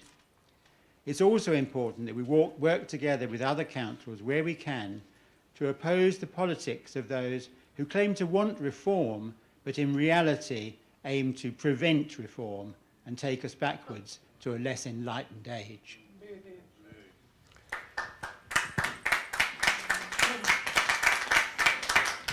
Thank you, Councillor Finken. And Councillor Parker, please. Thank you, Chair. As perils were coming last, there's a lot of things that I was going to say, Chair, have already been said, but I'm going to just cover them briefly as well, because I do want to reiterate what has many members have said, and it's actually been wonderful to listen to all the examples of the good things we do as a council and to be reminded what a wide span we cover in trying to support our communities. I was going to specifically refer to the Council Community Grant Scheme. I won't go into the details, but I just would like to remind members that this council increased the budget for that last year. It is very, very welcome across the whole district. The other thing I was going to mention was our support for small businesses, which I think is extremely important.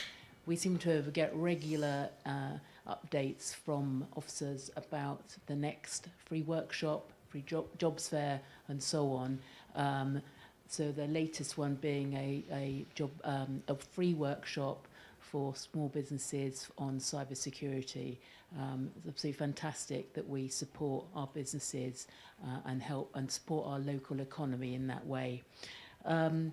I was also just would like to sort of very a local issue for me on my ward in one of my villages, Ridgewell. Just like to tell members really that we're getting a lot of help from officers now to try and get some kind of holiday clubs going for children. It's really important for parents of young children to be able to find some kind of activity for their children in school holidays to help them when they continue working. I think it's fantastic that we've got 4 leisure centres in this district, 3 swimming pools. That's pretty impressive. Licensing teams, so I'm picking up some things other members have said, but I think licensing is very important, and I'm glad that Councillor Williams mentioned that case in Whittam. And of course, cost of living. Fantastic to hear all the examples where that money has actually gone to and how many people that's helped. That's all. Thank you, Chair. Thank you very much, Councillor Parker. And Councillor Ritchie, please. Thank you, Chairman. I too am rising to support this motion this evening. If, with your indulgence, please, Chairman, if I could just mention some of the programmes we have delivered with the Rural England Prosperity Funding, which we have supported for a number of years here at this council. Forgive me, I only have the latest figures. I would love to reel back into the previous years, but just over the past year, we have delivered over £175,000 worth of projects to small rural businesses within our rural districts. I don't really want to focus too much on that. I want to focus on the communities that have benefited from that. And to pick out a few examples, there were 4 in the Coggeshall ward alone who have bidded for Rural England Prosperity Funding and have added benefit for our residents in the district. Stisted Parish Council adding to their sports pavilion, Alphamstone Village Hall upgrading their air conditioning and their heating units. the old schoolrooms in Rain, £10,000 grant for some exterior works. Cockashall Community Pool, upgrading their changing room and their furniture. Styster Community Shop, a bespoke counter. Bradwell and Pettinswick Parish Council, LED street lights replacement, and Bures Hamlet Parish Council access path for Jubilee Grove. Now, some of these grants were for around about £2,000, but the highest ones were £10,000, and there's a list of those that were close to that mark. This just shows how, as a council, we will work to support not just our rural businesses, but also some of the community functions that we will deliver as well. Thank you, Mr. Chairman. Sorry. Thank you very much, Councillor Ritchie. I think that's the end of the questions from the floor. Councillor Bowers, having reserved your right to speak, would you like to do so now? Thank you. Yes, thank you, Chairman. I just wanted to say a few words from a finance and investment point of view, one which has supported residents, communities and businesses continually. This council's budget has always been one that delivers for the whole district, investing in services and key priorities whilst improving how the council works to create sustainable public services. It's been supporting our communities and households on the ongoing cost of living pressures, as mentioned earlier, protecting frontline services and service standards, and maintaining a focus on the longer-term financial challenge and ensuring we remain financially resilient as we do so. Being fit for the future while also preparing for local government reorganisation. What I'd like to focus on is in regards to the New Homes Bonus funding that this council has received over many years now. It was an active decision of this council and the decision to not use the New Homes Bonus money as a number of other authorities have done and to prop up the financial position. We have never done that. We've always taken the opportunity and the decision to invest in our communities and in our residents. And just a few examples of where that money has been spent over the years. 2.91 million was used as part of the Manor Street regeneration project in Braintree Town Centre. Whittam Community Centre, as I referenced earlier, 2.27 million was put towards that, though apparently we're Braintree centric, we don't spend any money in Whittam. Community Asset Fund, we identified 1.5 million from the Council's New Homes Bonus funding to support the maintenance and sustainability of assets that our communities value. From leisure centres to community halls to heritage assets, community buildings support our communities by providing places to meet, for services to be delivered from and reference points for our community's identity. As members will know, Whittam Town Hall, Silver End Village Hall, Houston Leisure Centre and Marks Farm Community Centre are the four projects that are receiving this funding. Just also on the Whittam point, we have also commissioned a survey at Rivenall Village Hall to see if it is suitable for solar panels, so just to prove even more so in regards to what we do for the residents of Whittam. Cost of living. The £1 million that we use from New Homes Bonus for that. Aside from the New Homes Bonus money, as referenced earlier, we've put a further £400,000 over the next 2 years into that. Springwood Grow-On units for the business community. We'll remember when we spent £700,000 towards that. Housing investment towards putting towards temporary accommodation, which is an ongoing challenge, but one that we try and meet as best as we possibly can. And even just smaller things like planning enforcement working budget, economic growth and healthy housing strategies, planning appeals reserve to prop that up to support our communities. Sybil Headingham healthcare feasibility towards that in the early stages, again with Horizon with the work on that. And also one of the key things that a number of members will remember in 2023-24, when the Millennium Slips wasn't going to go ahead, what did we decide to do with that New Homes Bonus money? Well, we invested into our communities by giving £25 back to our residents in their council tax bills that year, into the households. And then the one final thing, though this is not New Homes Bonus specific, and it's not nothing to do with New Homes Bonus actually, but and what was referenced earlier about this year, we decided to freeze the council tax, or our part of the council tax, doing our the best as we can possibly to support our residents in a trying time for them all. So I think it was just it was good to reference all these sort of bits where we have reinvested money and doing our best to support our communities, and we will continue to do so as much as we possibly can. Thank you, Chairman. Thank you very much, Councillor Bowers. Councillor Cunningham, you may reply to the speeches. Please can I remind you that you should confine your reply to the speeches heard this evening, and you should not introduce any new matters. Thank you very much indeed, Mr. Chairman. And can I thank all colleagues who have participated for a truly excellent debate this evening. I thought we would have some good stuff across the board, but I have to say tonight was really excellent. So I'm very, very grateful and thank all colleagues. First of all, can I thank Councillor Jeffers for her opening comments, and I think once again outlining the way we do things at Braintree District Council. We do have spirited political debate on occasions, we do have disagreement, but actually when it comes to the real issues, we come together in the interests of residents of the district. That's how we've always been, and I hope that's how we remain in the future. And I think an excellent example of that has been the waste rollout. I cannot think of any local authority, certainly in this county, that would have been able to navigate collectively through a big change of waste collection policy without any political fractures, without any political tensions, without any long-term misleading or difficulty through that process. And we remain grateful for the collective support of members as we continue with the rollout. Can I thank Councillor Wrench for his references to rural business and the North Essex Economic Board, and congratulate him on his appointment and how he's got up to speed with his new portfolio very quickly. The North Essex Business Board has done some great work over many years, including particularly at the time of the pandemic, and it's one of those things we hope really gets embedded in the new North East Essex Unitary Authority. Can I also thank Councillor Beavis for the spirit of her contributions, and yes, to a certain extent, I do share her frustrations with some of the blockages in the system. She mentioned the late Lord Kerslake. And I remember actually the first local government conference I went to was 2013 with Councillor Butland and then Councillor Siddle. And the theme of that conference was rewiring the public service. And it was an overarching speech from Lord Heseltine, who I think at the age of 93 is still offering a very fresh perspective and all the energy that he did in his active political life on this.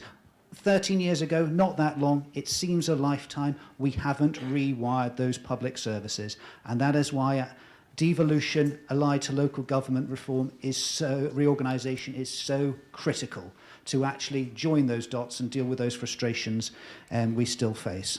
Councillor Ball, thank you very much for your comments about the community grant. I know that is shared amongst all, and appreciate his particular examples. Councillor Abbott, whilst I didn't agree with everything he said, I certainly agreed with the thrust of his point about how we can do more around pride in place, and it's very, very difficult to actually sometimes do work on the Highways Authority when you're not the Highways Authority. It shouldn't be as difficult, and I think he makes a very good point about ensuring there is still that close local relationship between the new council and the citizen, and I agree with him on those sentiments.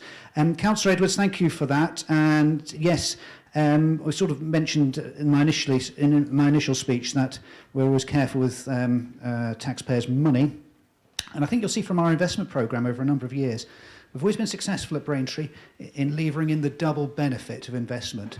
Community, social benefit to residents, but often a financial return there underpinning the funding of public services. And that's why we have been able to remain low tax. And I totally agree with his points about the flags, and not just shared his disappointment over the Pride situation, but also the removal of the Ukraine flag, which I think was, frankly, a real insult to the whole Essex sector.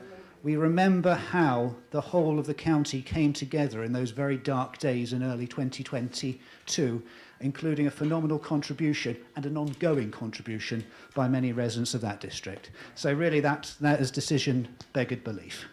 Councillor Bowes-Flint, thank you for her contribution, and yes indeed, the success of Beat the Street, which is a great initiative. And yes, thank you to Councillor Staines for his consistent raising of the need to ensure we're promoting our tourist offer. I know it's something he feels very sincerely about. He makes some very good points about Wethersfield. Wethersfield site must close when at the earliest opportunity, and it must be redeveloped into a site relevant to local community and economic need. it mustn't be a prison. And I'm very, very mindful that there are those who believe that former military sites should be used for prisons. That is not the right use for the old RAF Wethersfield site. And Councillor Toby Williams, thank you again for his reinforcement of our approach on culture, on licensing, and indeed what we do around leisure. And again, congratulations to him on his appointment and the fact he's extremely up to speed on his new portfolio already. And Councillor Finken, thank you for once again actually re-emphasising the point that positive change needs cross-party collaboration. Councillor Parker was coming to the debate late in the proceedings, but made some incredibly valid points about how we've supported communities and businesses, and Councillor Ritchie once again gave a very, very good account of how we've used rural prosperity funding, and thank him very much for that. But of course, underpinning everything else, the best of intentions, you always need money. Councillor Bowers gave a bit of a tour de force in terms of how we have used our assets and invested in our assets, but also used New Homes Bonus wisely. Thank you very much, Mr. Chairman. I appreciate the lateness of the hour, but an extremely useful debate, and one in which Cabinet colleagues and the whole administration will reflect on as we face the difficult decisions that come down the line in the upcoming months. Thank you very much.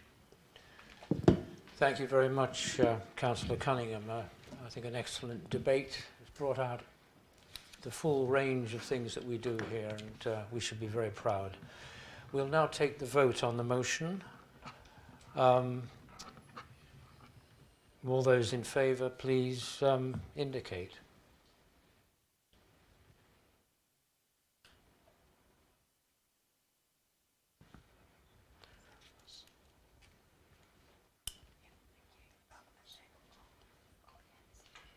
Anyone against the motion? And any abstentions? No. So this is unanimous and the motion has been passed. Thank you, members. We'll now deal with agenda item 8, motion by Councillor Joe Bevis, commitment to combating climate change. Members, following the publication of this motion as set out on pages 6 to 7 of the agenda, an amendment to the published motion has been received in accordance with the Council's procedural rules. Councillor Bevis and Councillor Abbott, as the proposer and seconder of the original motion, were consulted and have consented to the amendment. As a consequence of this acceptance, the amended motion is now the substantive motion to be considered this evening. Members, please can I remind you that the addendum report setting out the amended motion was published and circulated to all members on Thursday the 18th of June, and we will be referring to the amended motion report for this debate. Councillor Bevis and Councillor Abbott, the proposer and seconder of the motion, are both present this evening, and so the motion may proceed. Councillor Bevis, can you formally move your motion? And before you make your speech, you must be seconded. Oh, of course I will. That's 23 years of habit. I do apologise. Yes, I move the substantive motion as amended. Thank you, Chairman. Thank you, Councillor Bevis. Councillor Abbott, you're recorded as the seconder of this motion. Please confirm you I'll second the motion and reserve the right. Thank you, Chairman. Thank you. Members, the motion has been formally moved and seconded. I will now invite Councillor Bevis to make her speech. Thank you very much, Mr. Chairman. And there is an action coming from tonight's motion, which is about Braintree District Council writing to the leader of Essex County Council regarding climate action. I'm sure there are going to be some reflections in the chamber this evening, but I'm going to give a few of my reflections to help that letter and indeed the meeting that we've just heard about move on. So the waste strategy for Essex commits councils to strengthening targets and stretching targets to reduce waste. In moving this motion to council, I ask that we reaffirm our commitment to combating climate change, mitigating the impact of destroying our nature. I would like to thank Charlotte and her team for their work to roll out the new curbside recycling service. And I thank every resident of our district for their participation. This is the biggest change in a service our council has ever seen, And it's only successful when we all work together. And one of the things I'm doing locally is I've buddied up with a neighbour and I'm bin sharing. So if my neighbour's bin isn't particularly heavy on that week and mine's a bit too heavy and vice versa, we are going to share. And to us, that is a community solution and it makes sense. I'd like to thank all of our Green Heart champions, our volunteers and all residents who support with litter picking and reporting the fly tipping. Let's just take a moment to think about the red carpet moments as representatives of this council have travelled all over the UK to pick up awards for being the Green Heart of Essex. The East of England LGA and all councils in the Eastern region are signed up to this, will be attending, I hope, the October Climate Conference. Our Cabinet has just agreed the Climate Action Plan 26 to 28, reducing carbon, increasing biodiversity, climate change mitigation, and climate change influences. Well, I think we can all possibly sign up to that badge. 75,000 for community tree planting, and myself and Councillor Taylor would like to know how that will help in the ward that we represent. We are committed to working with individual farmers and clusters of farmers, as we saw in the Hedinghams this weekend, celebrating 100 years of Essex farming, supporting our town and parish councils and communities on biodiversity, rewilding and enhancing our natural land. And we're seeing that with really good examples of the vineyards that are popping up across the north of our district. In summarising this motion and to gain the support of this council, this motion came about when I read about a new member of Essex County Council referring to climate action as stupid. I hope that BDC tonight we can embrace and acknowledge climate action more appropriately. I so move. Thank you very much,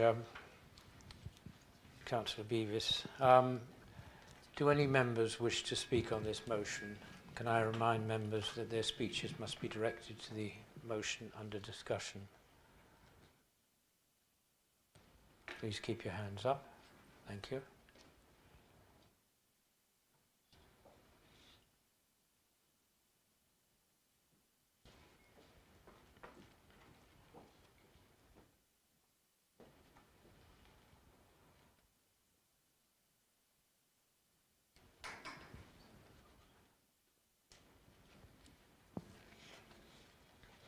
Thank you.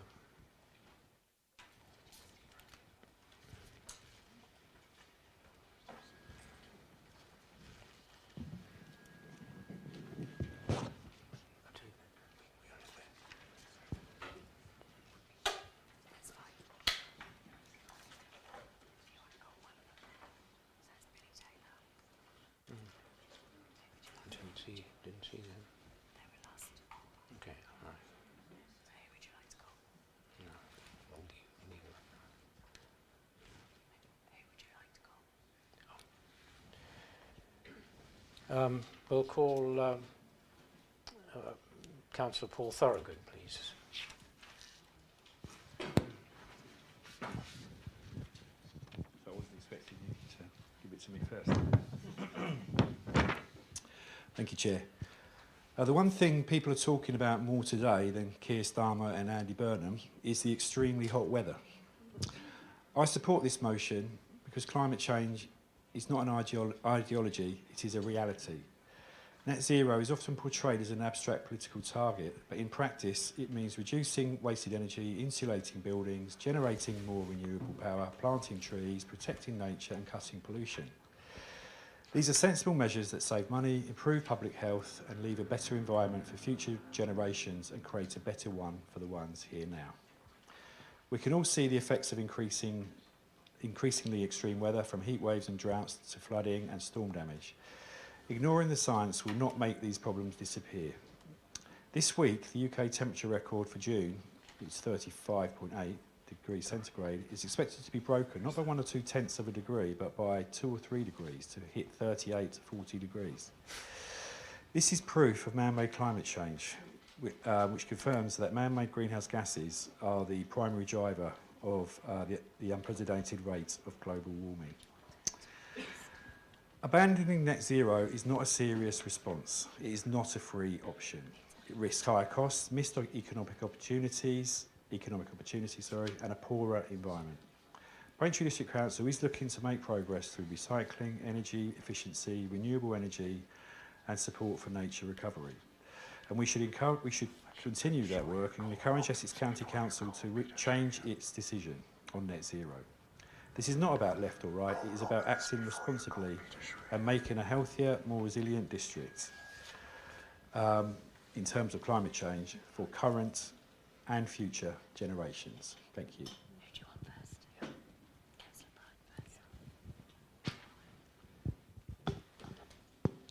Thank you very much, Councillor Thorogood. We'll call Councillor Prime, please. Thank you, Chair.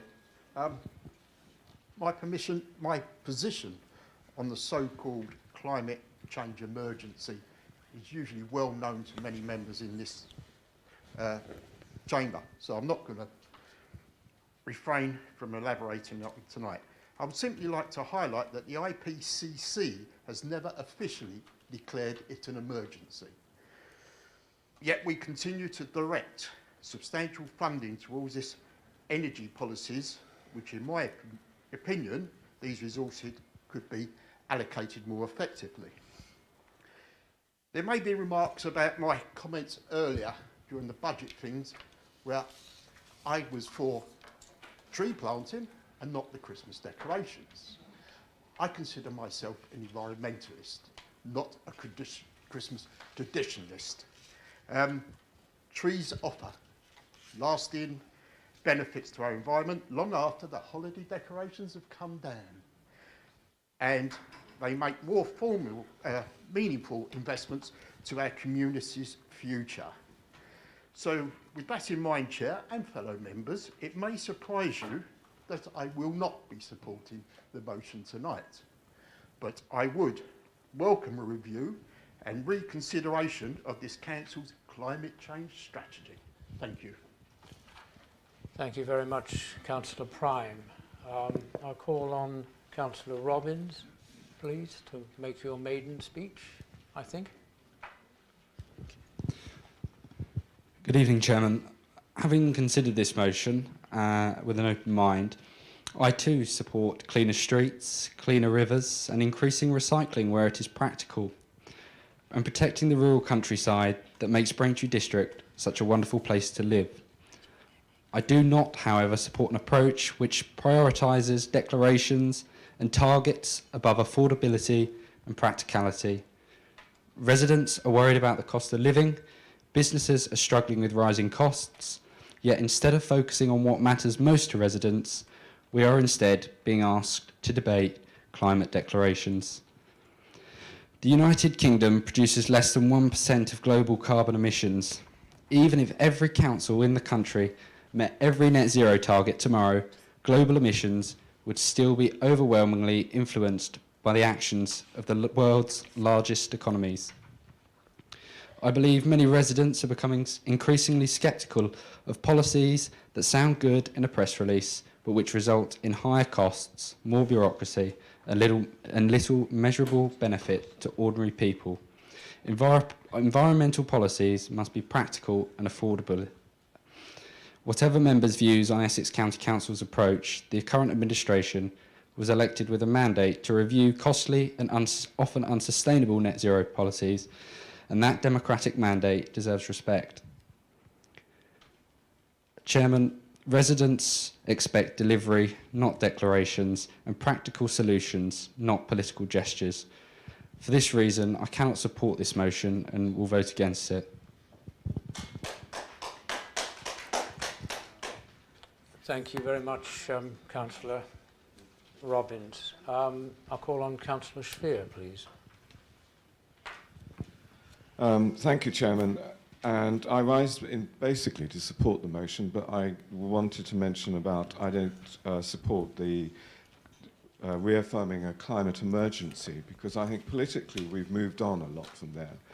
First of all, when it was announced by this council that we declared an emergency in 2019, I think that was just to attract the attention and make the point that we need to do something about our environment and climate, and I think that was really important.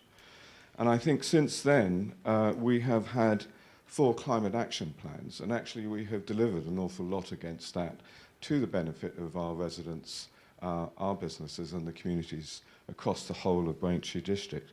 And of course, none of this is done without the collaboration of all the other local authorities, including Essex County Council and the 2 unitaries, because climate just doesn't affect this district council. We are part of the big picture across Essex and beyond.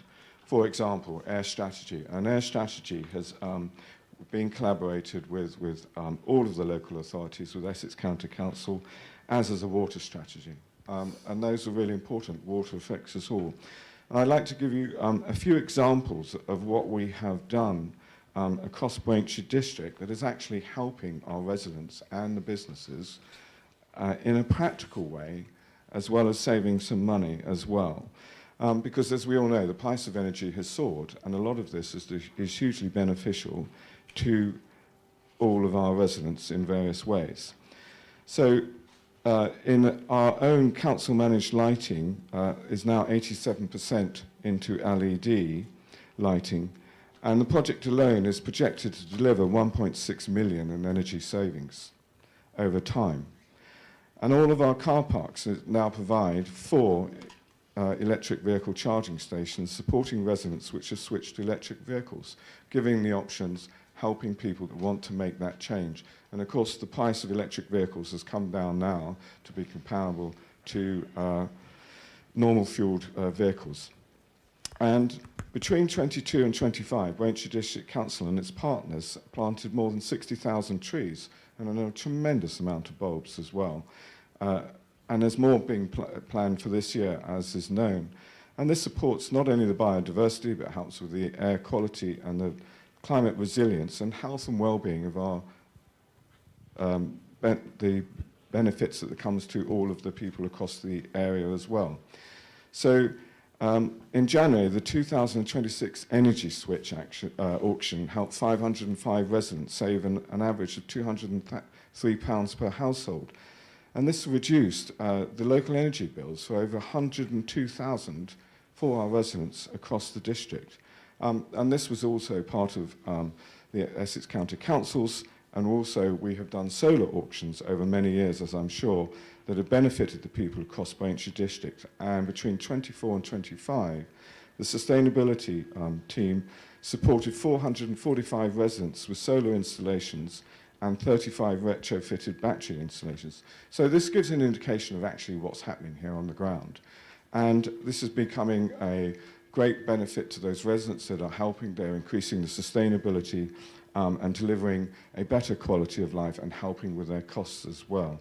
So, of course, all of this has also helped the Braintree District Council reduce its carbon emissions, but none of this could be done without the collaboration of all local authorities across all levels. And I make the point again about some of the strategic ones, as in the air strategy that has had huge benefits to the health and well-being and for all of us. And the local nature recovery strategy, another statutory instrument that is now being developed by Essex and is across, again, with the support and collaboration, and I do mean a lot of collaboration by all of the local authorities. And of course, the water strategies as well, that has helped. So an awful lot of work is being done, and it's not being done by Braintree District Council in isolation, but we have helped develop, improve the lives of our residents and businesses across Braintree District Council. And there's, I hope that I have given you some indications because of what has changed in the climate action plans that have been delivered by this council to the benefits of us all. Thank you. Thank you very much, Councillor Spear. I'll call on Councillor Hooks, please. Thank you, Mr. Chairman. I'm pleased to support this motion. Climate change can sometimes feel like a distant issue, but we're already seeing its effects here in the Braintree District and in the communities that I represent. In Rain and across our villages, we have experienced increasingly intense rainfall events leading to flash flooding. More recently, residents have seen the impact of extreme weather firsthand. And it actually happened 2-3 weeks ago with a big storm in rain. Houses were flooding. And we used our new swanky blue and red wheelie bins to help get rid of the water. So they do have an alternative use. Perhaps not share that. We are seeing hotter and drier periods right now, and they affect our green spaces, the wildlife, the agriculture and water resources. This motion is not about unrealistic targets. It recognises the need to balance ambition with practical action and the many competing demands on public finances. What it does recognise is that sensible environmental policies often bring wider benefits. Better insulated buildings reduce energy costs. Tree planting supports biodiversity and improves air quality. Nature recovery projects enhance habitats whilst making our communities better places to live. Across the district, there is already a huge amount of positive work taking place. Volunteers, parish councils and community groups are helping to improve local habitats and support nature recovery. In Rain, we have recently secured national lottery funding to improve our nature reserve and create better opportunities for the wildlife and the residents alike. Supporting action on climate change does not mean supporting every proposal put forward in its name.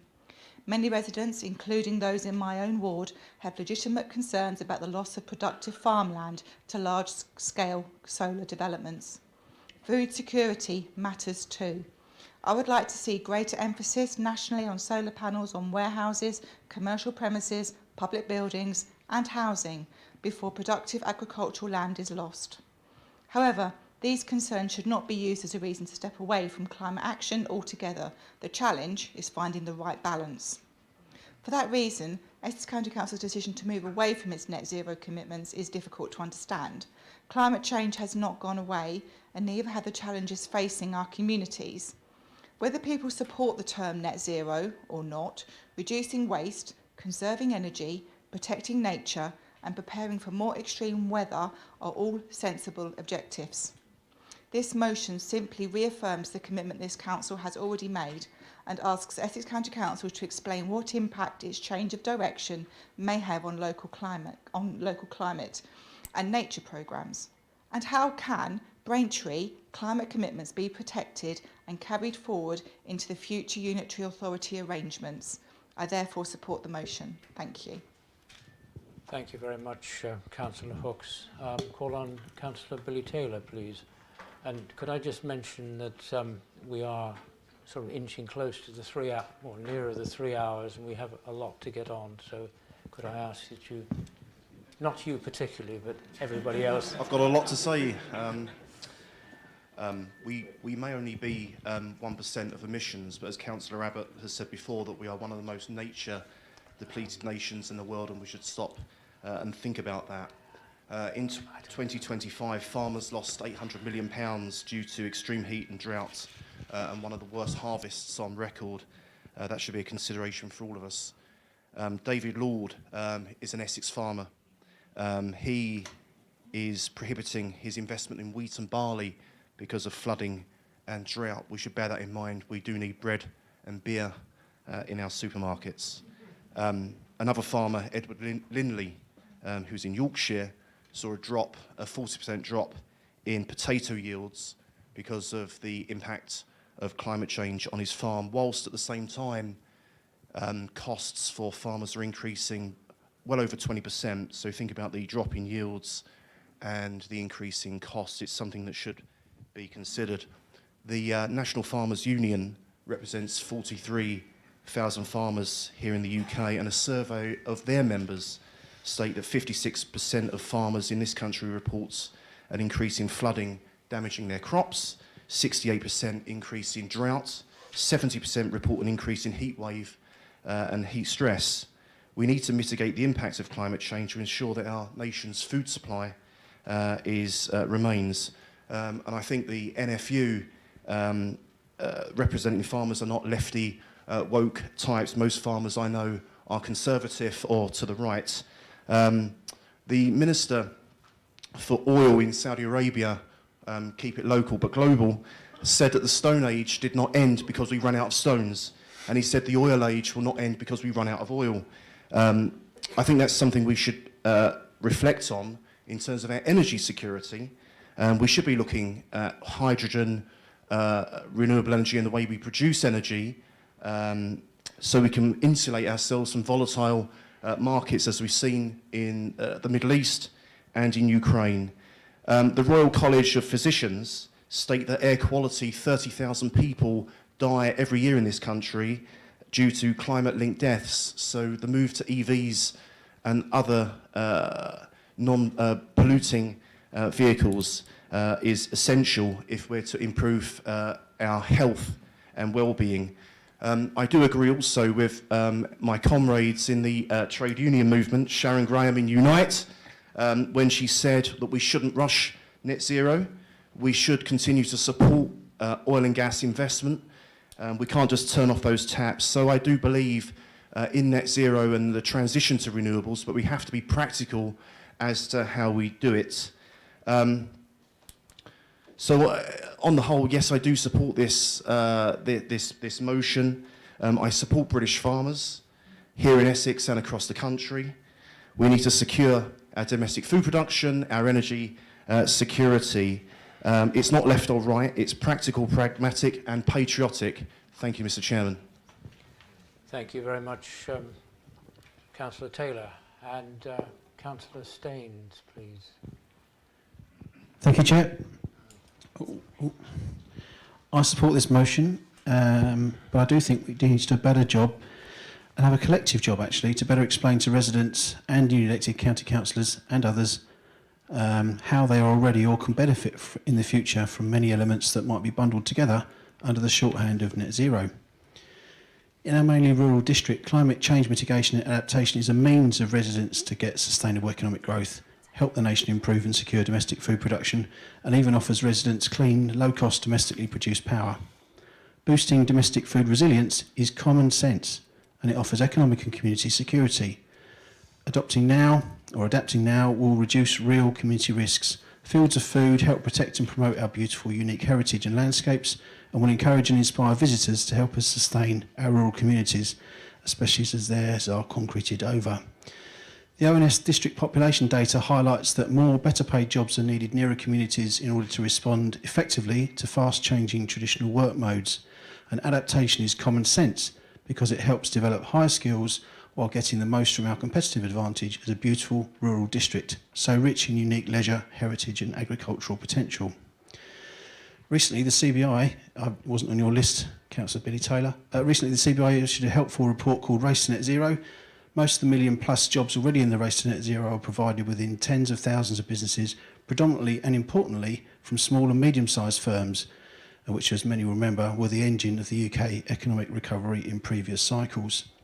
Where most successful, these firms deliver in regional clusters, and Braintree District's location between the City of London and offshore installations for wind is well placed to offer a broad range of job types from installers and engineers to manufacturers and specialist service providers, plus finance, technological advice and project development resources.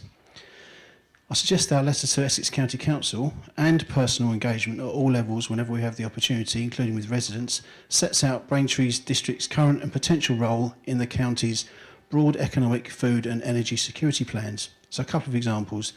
North Essex Biodiversity Net Gain Sites, i.e. ground control, is a magnet for BNG funds from across the country to quickly rewild low-yield, unproductive farmland, boost high-value nature and designated landscapes right here in Braintree District. So it will be really smart for Essex County Council to support this real carbon capture capital and make sure it's invested here in Braintree District. Enable solar on roofs and contaminated land, i.e. Wethersfield Airfield, rather than productive farmland, like Hedgehog, the Hedgehog scheme is proposed. Putting it at Wethersfield may also keep locked up nasty forever chemicals and other ground pollutants that could otherwise impact hundreds of thousands of Essex residents' water supply with more disruptive development. Pilot and showcase mini-grids, helping many small-scale local energy collectors, wind, solar, etc., supply power to selected local users at lower cost, at least saving the grid transmission costs. And lastly, define a strategic lorry routes across Essex and take faster decisions to protect our fragile, unique rural heritage communities and prioritise higher gross value activity from premium domestic food production, local rural leisure and culture, heritage and agri-tourism, and in particular offering support to Finchingfield, Great Bardfield and Sailings. Thank you. Thank you, Councillor Staines. And Councillor Wrench, please, and succinct. I'll try my best. Thank you, you, Chairman. I welcome this motion, but also the opportunity to discuss what is rightly one of the most significant challenges facing our district. Climate change is a shared responsibility, and I think it's important to say that from the outset there is more than in this that unites us than does divide us. Since declaring the climate emergency in 2019, this council has taken clear and practical steps. We've adopted what has already been widely spoken about, the climate change strategy, which is committed to working towards carbon neutrality and embedded environmental priorities into our plans. Importantly, that has not just been a strategy, it has been delivery. And I would like to talk around some major projects that has helped, such as the Horizon 120, a business park designed with high environmental standards, including a strong emphasis on renewable energy and sustainable design. This is not just good for the environment, it is creating high quality jobs, attracting investment and demonstrating that sustainable development and economic growth can go hand in hand. On a similar note, iConstruct, our innovation hub for the construction sector, is helping drive new thinking around sustainable building methods, skills and technologies. It supports local businesses, strengthens the supply chain and positions our district at the forefront of modern, low-carbon construction. We must also be proud and remember that GridSurf chose to open the UK's first electric forecourt here in the Braintree district. These are real tangible examples of how supporting the green economy directly supports growth, creating opportunity, building resilience and attracting forward-looking businesses into our district. Where I would urge some caution is in making commitments that are not grounded in deliverability or financial reality. Residents expect us not only to be ambitious, but to be credible. That means setting priorities that we can stand behind and ensuring we bring our communities with us. I do recognise the strength of feeling by some residents locally on these issues. Residents want to see progress and they want to see leadership. That is something I take personally and very seriously. So rather than debating whether action is needed, the focus must be on how we continue to deliver real, practical outcomes, supporting our businesses, investing in infrastructure, and ensuring that environmental ambition goes hand in hand with our economic resilience. If this motion helps reinforce that direction, then I am happy to support its intent, but our approach must always remain rooted in practicality, partnership, but also delivery. Thank you, Chairman. Thank you very much, Councillor Wrench. And I'll call on Councillor Tom Cunningham, please. Thank you very much, Chairman. Sorry, force a habit. Sorry, there we go. Thank you, Mr. Chairman. I won't speak for very long. I just wanted to say to thank Councillor Mrs. Beavis and Councillor Abbott for bringing this forward and for also accepting our amendment, which we just wanted to just put a little bit of additional grounding into it to allow a sense of common understanding of the importance of the issues, but realising that actually as a district council there's only so much we can do on this agenda. But as demonstrated already in the debate, we have made a lot of very, very, very useful and meaningful interventions that have brought both social and financial benefit. We have no whip on this side. We have no agreed. We haven't got one line as a group on this. It's a totally free vote. And as demonstrated, there are different views on different elements of this. What I would say is I welcome these policies being under constant review, and I am pleased that some national parties have actually stepped back from some of their policy positions that may have been noble in their ambition, but actually were penalised people's everyday lives. For example, this onward crusade to everyone having an electric vehicle that was not practical to those on low incomes or self-employed who will rely on their diesel van or their small elderly car because they simply can't afford to replace it. Not everyone has access to a fleet Tesla range. So welcome those sensible interventions, but as we've demonstrated, we've been practical, sensible, responsible, and we've made a difference, and I personally think that's how we should continue. And for any new council or a new administration coming in, it would have been perhaps wise to actually reflect on the cost-benefit of previous investments before just saying we're getting rid of it overnight just because it sounds good as a slogan. Thank you. Thank you, Councillor Cunningham. And Councillor Ritchie, please. Thank you, Chairman. Just to pick up a couple of points, I think the first one I want to pick up is just around what we invested as a council when we first declared the climate emergency. We were sensible with the commitment that we were making to that investment, because there's that reality that there has to be a balance between what you want to invest in trying to make these climate changes and to the benefit, and to the wider benefit of the district.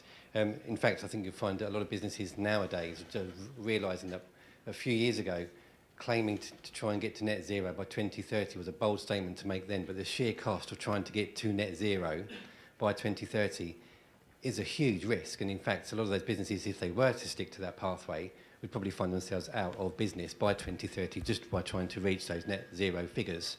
So it's only sensible that our investment to the climate change emergency has been a tempered amount. And when we invest in some of those initiatives, so I'll just pick out a few with regards to economic development, where we have led on helping small businesses to understand how they can become more sustainable, how can they become part of the green economy, circular economy.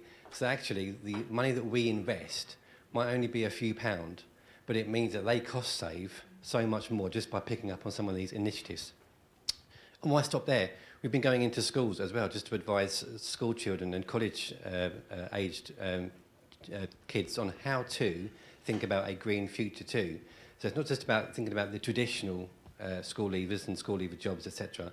This is about how we can encourage people to look at the green skills route as well as the traditional routes as well. Wise and targeted investment of small amounts by this council will have wider benefit in the long term compared to investing millions and millions and millions of pounds just so that we can wear a badge to say that we were net zero but be bust as a council. Thank you, Chairman. Thank you, Councillor Ritchie. And Councillor Abrams, please. Good evening. Good evening to you all. I support what's been spoken about. Why I get involved with this, some people think I'm a gypsy. I'm not a gypsy. I've travelled the world. I've seen wars and conflict. You debate it, but you don't see what it does to societies in general. Young children who have dirty water every day of the week, walk miles and miles to go to school, and then can't have a meal because they haven't got any asset or any effort to buy stuff. But you've all here, a lot of you, got children of your own and grandchildren. We must treat them to take the journey, the green route, so we can make the world a better place. And the people that I've seen dying don't have to die because we've thought about it. We all get worried, or governments get worried about precious metals and so invade other countries to extract them, but they kill people doing it. And then we have it in our smartphones, TVs, cars, what we discuss. It's just getting our children and grandchildren to think about these things. So I ask you to do it. Thank you. Thank you, Councillor Abrams. And we have Councillor Bowers, please. Yes, thank you, Chairman, and I will be very succinct. Thank you. One of the key parts of the word in this motion is that on this agenda we need to ensure that we balance ambition with sensible practical interventions while appreciating the other important demands on the public purse. That said, just to reference a few more of the key achievements to date. Renewable or green sources now account for 7% of the council's energy use. the Council has recovered the installation costs for solar arrays installed before 2025 and has received £950,000 in solar feed-in income. Existing solar installations are expected to generate an estimated lifetime return of £3.3 million. Whittam Leisure Centre's 2025 solar installation has returned 65% of the Council's contribution through its first part year of feed-in income. It is forecast to generate £2.7 million in net income. This is in addition to the previous £3.3 million previously mentioned return. Since 2021, the authority's sustainability team has secured more than £22.7 million in grant funding for district residents and businesses to support climate-related activity, with funding for measures to reduce energy costs, reduce travel costs and become more climate change resilient. Thank you, Chairman. Thank you very much, Councillor Bowers. I think that's all the speakers. Councillor Abbott, having reserved your right to speak, do you wish to do so now? Thank you very much, Mr. Chairman. The decision by Reform at County Hall to scrap net zero, in inverted commas, is ignorant of science, but also raises many questions as to what impacts there might be on the many projects and programmes ongoing in Braintree District, many of which we've heard about this evening. These are set out in the Council's Climate Action Plan, which was quite recently renewed by the Cabinet. The leader of Essex County Council used the tired old mantra of net stupid, yet admitted he's not a scientist and does not know much about climate science. It's like, would you trust Fred down the pub, who is boasting about his decking he's just installed, to tell you whether a suspension bridge is safe or not? Or would you trust a qualified structural engineer? On science, on climate, let's trust scientists. The policies of this council and many others and sensible governments and many businesses are founded in science, which has taken decades or even centuries to develop. And the science has been, whatever the skeptics say, been proven to be remarkably accurate. The warming trend due to rising greenhouse gases has been very well predicted, and the impact of human activities on nature very well documented. Our job as part of a global community is in the spirit of think global, act local. It's to support measures of recovery and sustainability. The ING Group was happy to accept the Conservative amendment, which has been referred to by the leader, because it's a point of fact that we have limited financial resources. But I believe we can do more.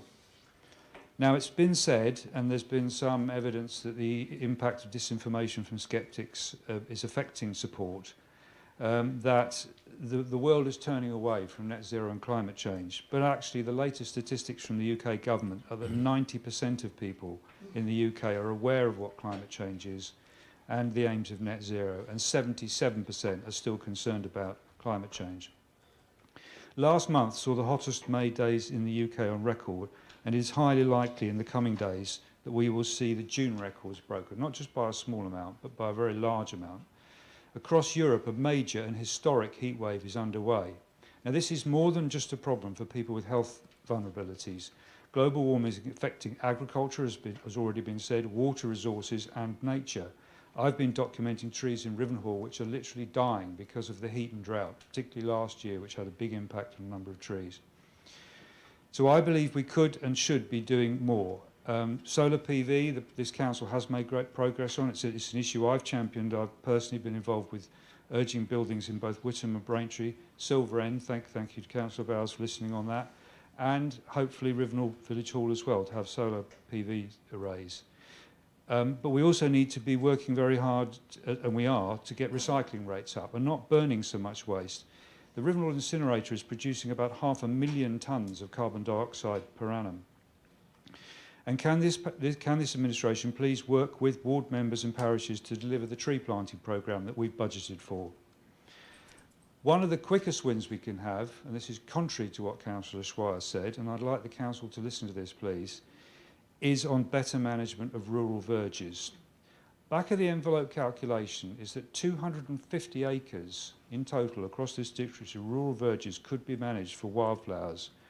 Now, that's not to say that every one is suitable, and I totally accept that at junctions and accesses we have to protect sightlines. However, to watch, as I did, a tractor going through Cressing, cutting the verges, cutting down all the wildflowers, shredding the litter, throwing it into the dishes in the road and verge was heartbreaking. I myself document the wildflowers on the verges, and it's terrible that they're being cut down in June. So can we please think again on that? Finally, Mr. Chairman, our climate action plan says that we should be managing grass cutting to increase biodiversity. We should. That's what I've just said. It also says we should have a community tree planting programme. Can we get on with it? Can we talk to ward members and parishes to get that going? And it says we should work with partners to promote rewilding. Myself and colleagues, and I know many others do this in local communities, are actively involved with rewilding projects. So let's link it all up together. The administration, a bit like I was saying to the previous motion, talk to the local ward members and the parishes, and between us we can do far more, including using volunteers who cost nothing in terms of labour. Thank you, Mr. Chairman. Thank you, Councillor Abbott.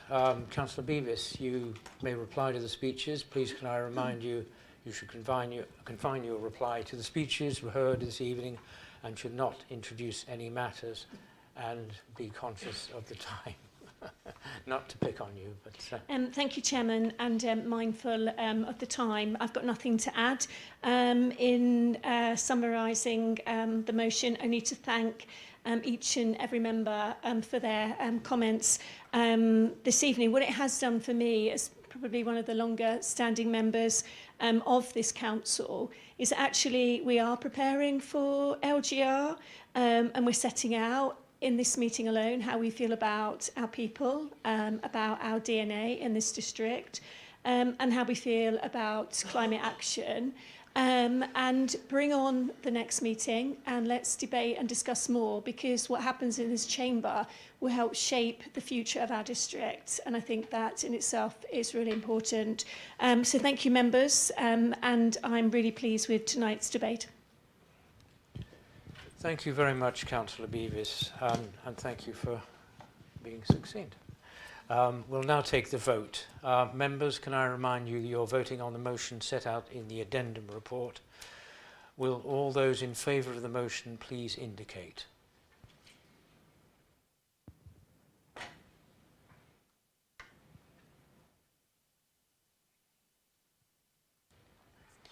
All those against the motion please indicate.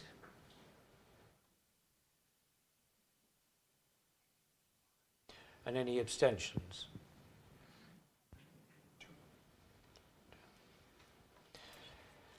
Thank you, members. The motion has been approved. We will now... Sorry, point of order. Just a bit of housekeeping. I'm just looking at the clock. Might it just be prudent, Mr. Chairman, to propose movement of suspension standing orders in order to take us beyond 10:15? We'll aim, obviously, to finish probably by 10:15, but just maybe have it in place if that's okay. Thank you. You've read our mind. Thank you very much. Please, yes. Sorry, just in clarifying keep throwing all angles. Just to clarify, are we looking to extend the meeting to allow for the entirety of the business, or are we extending for a particular period of time? Just to make clear that we know what we're voting on. Chairman, I'll take guidance from colleagues, but can I suggest that we go no later than 11:15 for by an extra half an hour? Do we have a seconder for that? Thank you very much. Chairman, if I can invite you to ask for a vote on extending the meeting time till 11:15. Can we have a vote, please, on that? All those in favour?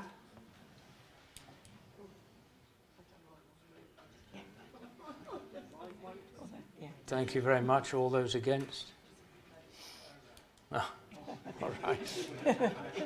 Perfect. Motion has been passed. We'll extend the meeting till 10:45 latest. Hopefully it won't be that long. Right, we'll move on swiftly to item number 9.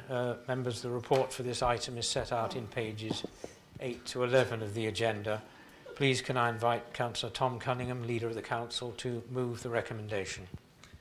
Thank you very much, Mr. Chairman. This report sets out the recommendation to establish a reserve for the Council's proportion of LGR implementation cost. This is not a decision about whether LGR should happen or what form reorganisation should take.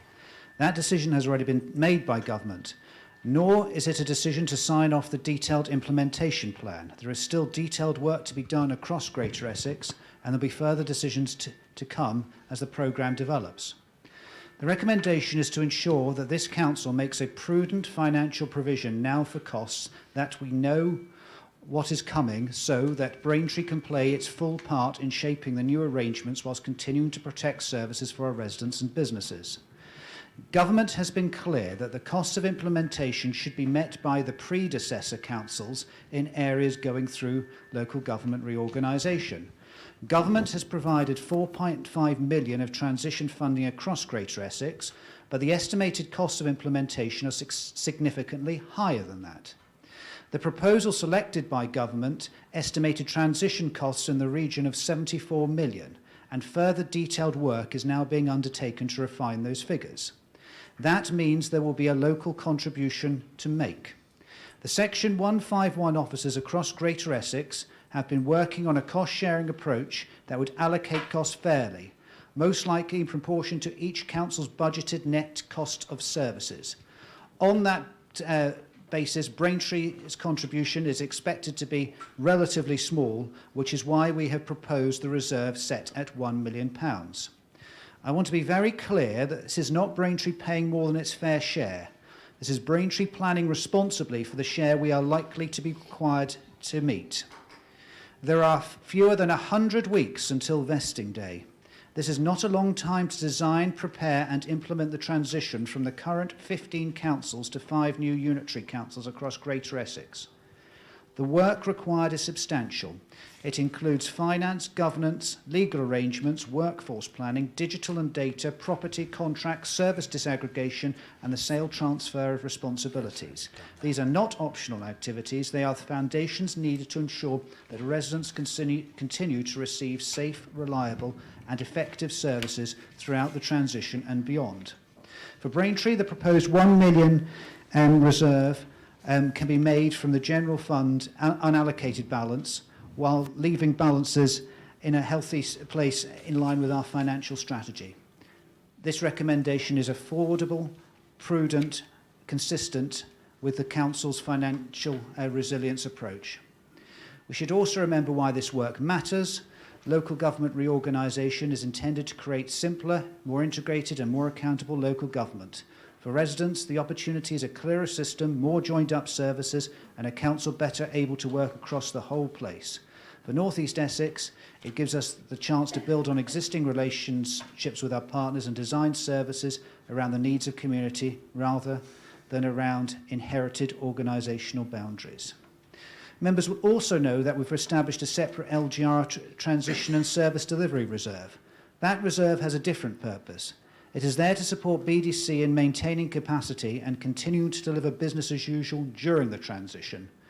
The reserve proposed tonight is specifically for implementation costs, the shared costs of creating the new arrangements across Greater Essex and, where relevant, across North East Essex. The distinction is important, and it's right that we are transparent about that. By establishing the reserve, we are not writing a blank cheque. Any use of the reserve will be subject to the appropriate approvals and governance. What we are doing is setting aside funding for a defined purpose in line with the Council's reserve strategy so that we can meet our obligations and manage the transition properly. This is sensible, proportionate and a necessary step. It protects our ability to plan, it supports the safe implementation of local government reorganisation, and it helps ensure that Braintree continues to act in the best interests of residents and businesses during a period of significant change. Thank you, Mr. Chairman. I so move. Thank you, Councillor Cunningham. Can we have a seconder, please? Happy to second, Chairman. Thank you. Do you reserve your right to speak? Thank you very much. And do any members wish to speak on this item?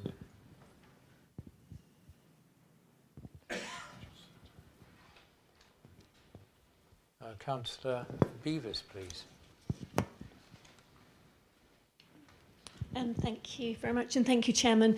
And my point goes back to my previous question to the leader, which I have been sort of communicating in email as well. And if we've got 100 weeks to vesting day, we've got half of that till we have shadow elections.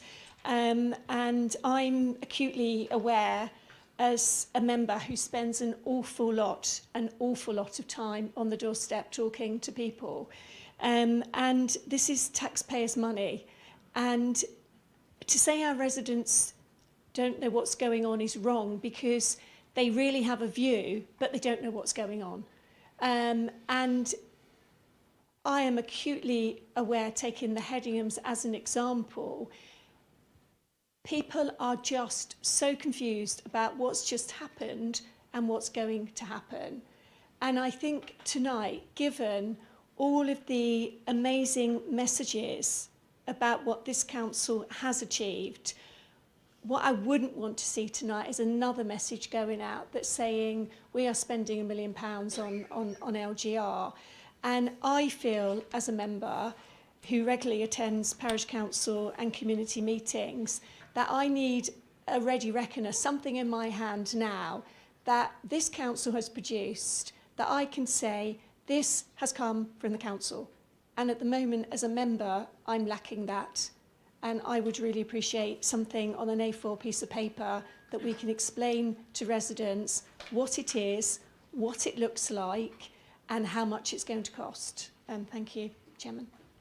Thank you, Councillor Beavis. Councillor Staines, please. Thank you, Chair. Thank you, the leader. Is any of this or future money to be set aside to establish new parish or town councils in the district ahead of LGR? Because that's a decision that BDC can make on its own for its residents' future representation in a bigger unitary. Thank you very much, Councillor Staines. And we have Councillor Abbott, please. Yes, just a couple of very brief points. Thank you, Mr. Chairman. So I think the government's mishandling of LGR is significant. The way they mucked about with the election timetables, moving the Mayor of Essex election back 2 years. They were even looking at a major postponement of elections this year, but then pulled back from it from the political risk. But of course we have a new political risk in that we now know we will have a new Prime Minister, but we don't know what that Prime Minister's priorities might be in terms of LGR for Essex. So I'd assume this administration, like all other councils in Essex, will be very keen to know what the new government intends on that. And we also have what we know are legal challenges to the process, coming not least from reform. So I think this council's really between a rock and a hard place. It's got to allocate the money to prepare, but on the other hand, the whole thing could theoretically fall apart, which is not a good position to be in. But I think the strongest criticism from myself for the government is the fact that they have failed to fully fund this transition. If they wanted the transition to happen, they should have paid for it. Thank you very much, Councillor Abbott.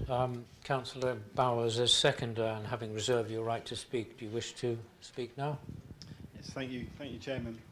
Just a couple of points following on from what I know Councillor Cunningham sort of touched on this.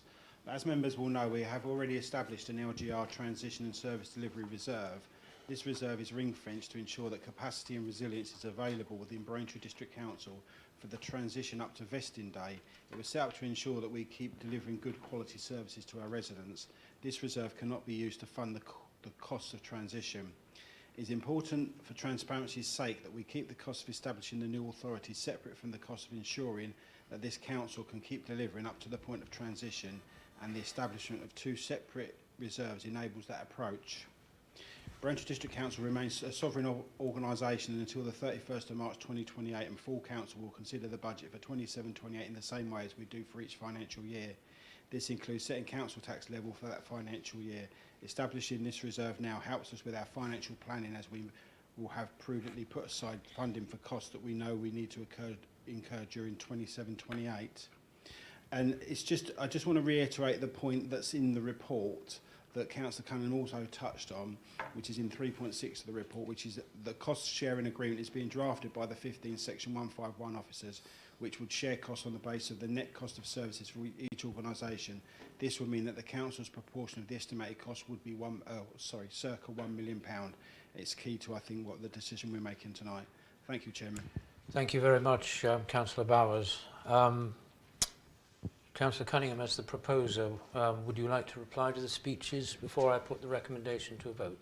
Thank you very much indeed. In response to some of the points raised, first of all from Leader of the Opposition, Councillor Mrs Beavis, I thank her for what she said, and unfortunately the protracted timeline for local government reform, the uncertainty and the conflicting messages from other political groups is far from helpful.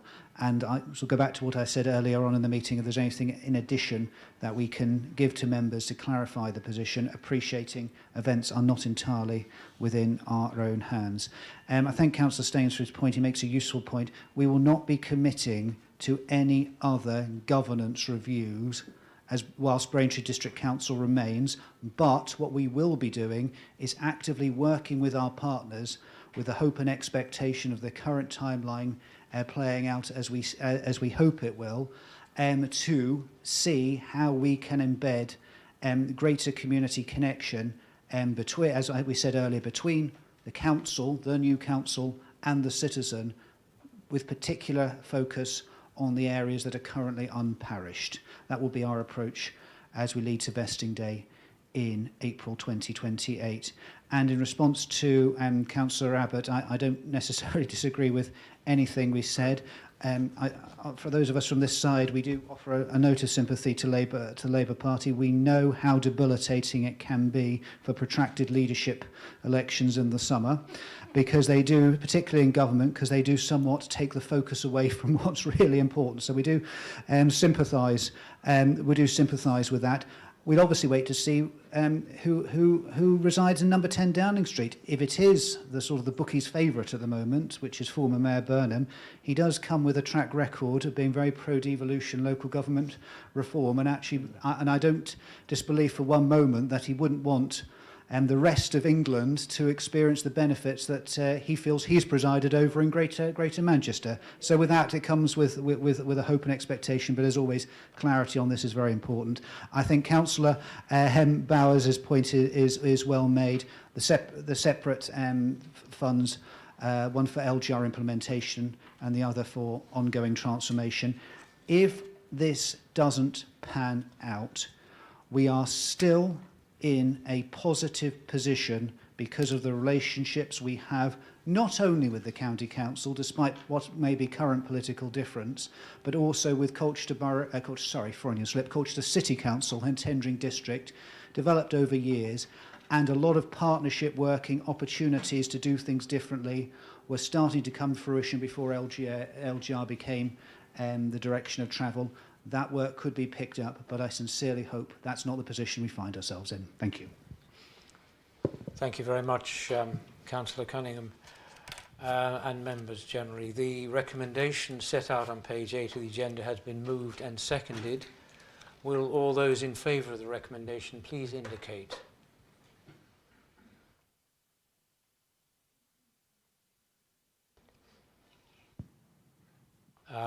Those against, please? And any abstentions? Right. So the recommendation has been approved. We'll now proceed with agenda item 10, Waste Supplementary Planning Document. Members, the report for this item is set out on pages 12 to 41 of the agenda. As Councillor Spray is not in attendance this evening, please can I invite Councillor Shafir, Cabinet Member for Operations, to move the recommendation. Thank you, Mr. Chairman. I am pleased to present this new supplementary planning document for waste for adoption this evening. Members may be aware that as of the 30th of June this year, it will not be possible to adopt SPDs, as this is one of the many planning reforms that is being taken forward by the current government. Whilst there will be an ability to adopt supplementary plans under the new system, the scope of these will be much more limited, and as such, adopting of the new SPD this evening is important in order that the policy framework requires new development to put well-considered arrangements in place for waste storage and collection. Once adopted, this new SPD will become a material consideration when considering new developments. As set out in the report, this helps to guide development proposals on the design of suitable refuse and recycling storage and ensures they will be accessible for residents and, importantly, waste crews servicing them. This new SPD has been designed with the support of the Council's operations team to ensure that the new recycling collection service is taking into account, thus ensuring new developments will be able to benefit from the standard service in a way which has been designed appropriately, taking into account both the storage that will be required, but also the access for those collection vehicles. Importantly, the SPD it will also allow the Council to secure Section 106 monies to cover the cost of providing the Council's containers to new residents. Work will continue on the design code for Braintree District, and by adopting this SPD now, this work will take into account this guidance, ensuring that the Council has appropriate guidance in place to support the delivery of the new high-quality developments.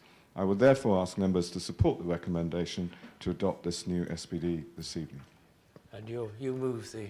And I move the recommendation. Thank you very much. And can we have a seconder, please? Councillor Lynette Byers. Councillor, okay, you've already spoken. Thank you very much. Do any members wish to speak on the item? Yes. And,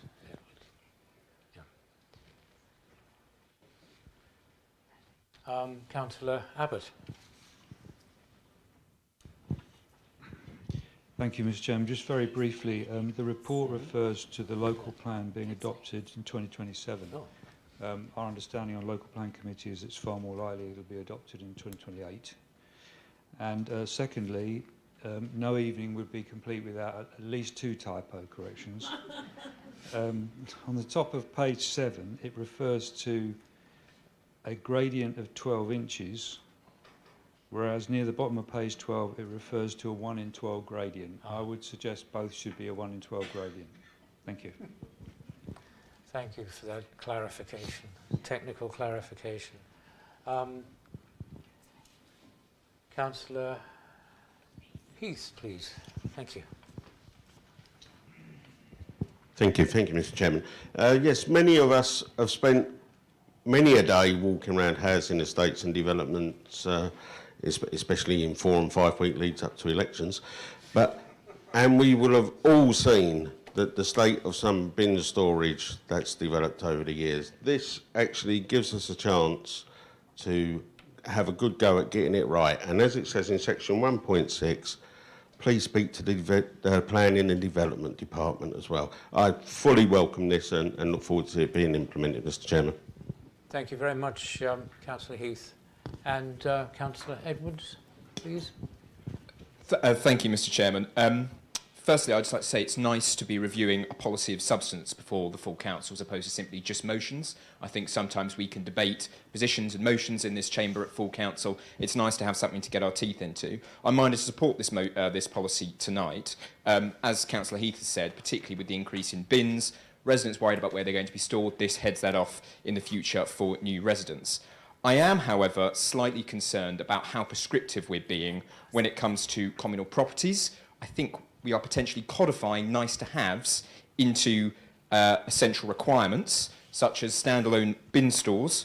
You know, I appreciate you live in a block of flats, having a built-in bin store is not necessarily that nice. But as has been remarked already this evening, Mr. Chairman, on affordable homes alone, we've seen half the number of affordable homes built in 25-26 to 233, compared to our record in 23-24 when we built 424. Now, I appreciate this is because of market conditions, but the council, government has a role in creating the conditions for that market. If we are overly prescriptive with with waste requirements, various planning regulations, I do believe that we potentially deter building. I did a bit of research. The only other authority that I could find in Essex that had a similar set of policies in place was Chelmsford.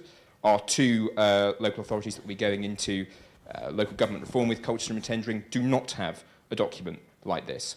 I support its aims in providing clear expectations for developers and also for making sure that bins are properly stored, but I do worry that in being overly prescriptive, we deter house building in this district. Thank you, Chairman. Thank you very much, Councillor Edwards. Councillor Bowers-Flint as seconder, and having reserved your right to speak. No? That's... Thank you. Councillor Spear, as the proposer, would you like to reply to the speeches before I put the recommendation to a vote? Yes, thank you, thank you, Chairman. And very briefly, and I take on board Councillor Abbott's point, and of course with the recommendations for the adjustment in the typos as well. And my thanks to Councillor Heath, and I'm glad that you completely understand what is trying to be achieved here. As several members of the Planning Committee are here, this is something that has been remarked on for the last 18 months, and we are very aware and keen to improve the facilities across this district, not only to benefit the recycling, but also the quality of life for our residents. Councillor Edwards, with regards to substance, yes, you're quite right, and this is exactly what this is about. We are here to deliver for the benefit of our residents in the long term, but also just to ensure you, to help you with regards, this is also going out to the Essex Design Guide all of the time with landscapes and the usefulness of being able to use landscape to mitigate any potential feature that might look unsightly but be very useful to our recycling commitments going forward. Thank you very much, Councillor Spear. We will now move. Yes, the recommendation set out on page 12 of the agenda has been moved and seconded. All those in favour of the recommendation, please indicate.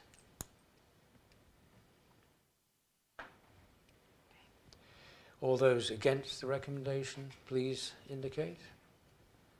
And any abstentions? So this is unanimous and the recommendation has been approved. Thank you very much. We'll now proceed with agenda item 11, employee recognition.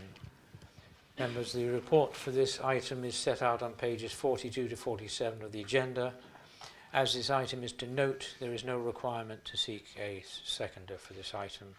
Can I please invite Councillor Ritchie to present the report? Thank you, Chairman. I've got a whole half an hour on this, so I'll try and pad it out a bit. Thank you for moving standing orders. No, I joke. Look, it's always nice to end on a bit of a high note. As we all know, our employees are the backbone of the service that we deliver, and I have pleasure in delivering this report this evening. A number of very worthy nominations for Employee of the Month and Team of the Quarter, in fact, for this authority. I do just want to highlight a couple of points, if that's okay. First point is the National Nomination Awards. So you'll see at the very bottom of the report, the Land Charges team are nominated and shortlisted for the Land Data Awards for Excellence in 2026. And out of 240, they came in the top 10. And I think that's a pretty good accolade to have for that service. So I just want to take a point to note that. The second one isn't on the report, and I just want to note that as we've been delivering the waste service, the rollout of the waste service, the customer services team have been on the front line of answering many calls for this authority, and I hope that in the next few months we'll see them on this report, because I have no doubt that they will be nominated. But could I just say, and it's a pity that some of the public gallery have gone now, when you're trying to position yourself as a new councillor, it's often easy to take the cheap swipes at a new service. But for every action, there's a reaction. And some of that reaction is on the phone lines out the front there, when our staff have to pick up calls from people who have been riled or pushed to a point, excuse me, where they think they can pick up a phone and be downright rude, disgusting, belligerent to the person that answers that phone. They are not here to do that. They are here to provide a service. And many of the people that are phoning up do have legitimate requests and inquiries, and they're dealt with in a professional way. But just think before you hit send on that Facebook post, just to establish yourself as a new political face in the district. Just have a little think before you do, because for every action, there is a reaction. Correct. And then just, again, lastly, my thanks to the customer services team. No doubt they will be on a report in the not-too-distant future, and I'm happy to commend the support to you, Chairman. Thank you. Thank you very much, Councillor Ritchie. Are there any other members who wish to speak on this item? Councillor Heath.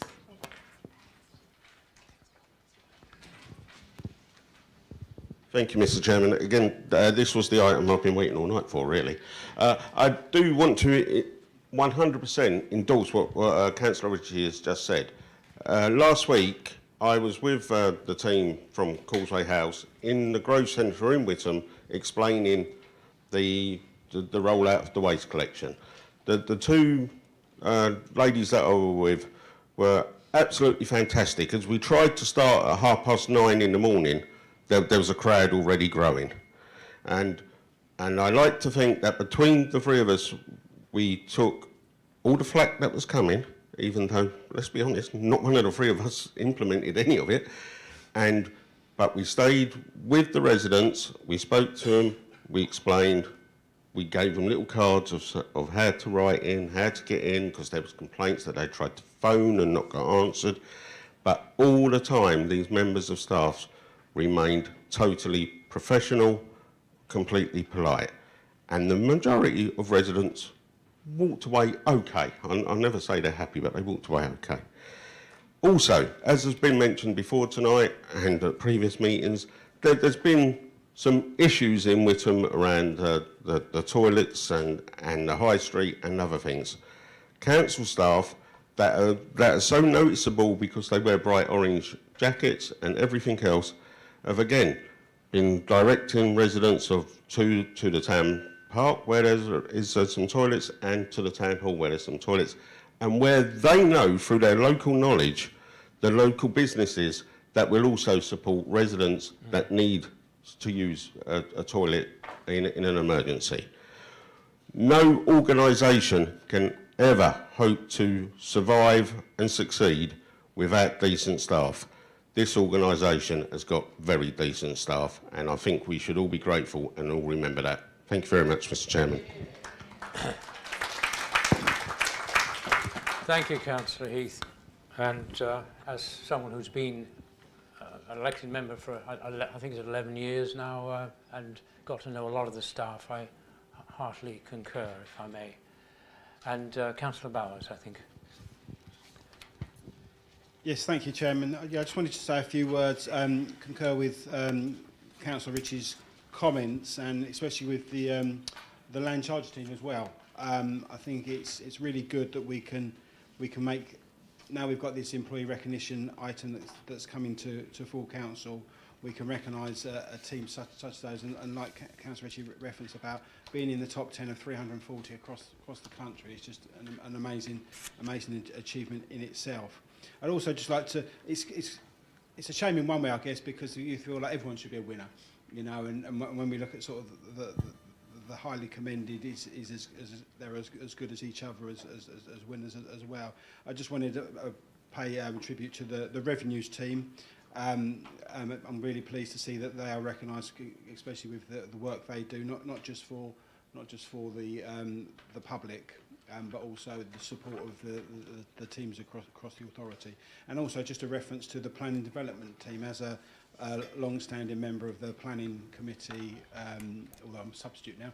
And I'd just like to say that I really agree with that. I'm really glad that they've been put forward, the work that they do to support the authority, and also the way, and I think it's referenced in the wording about the way the warm and collegiate way they work with the planning committee does need to be commended, and I'm sure they're not going to be getting it any quieter anytime soon. So I just wanted to make those comments. Thank you, Chairman. Thank you, Councillor Bowers. If there's no one else wishes to speak, Councillor Ritchie, is there like to reply to the speeches or say any more? No. So, as the report is for noting, please indicate that the report has been noted by a show of hands.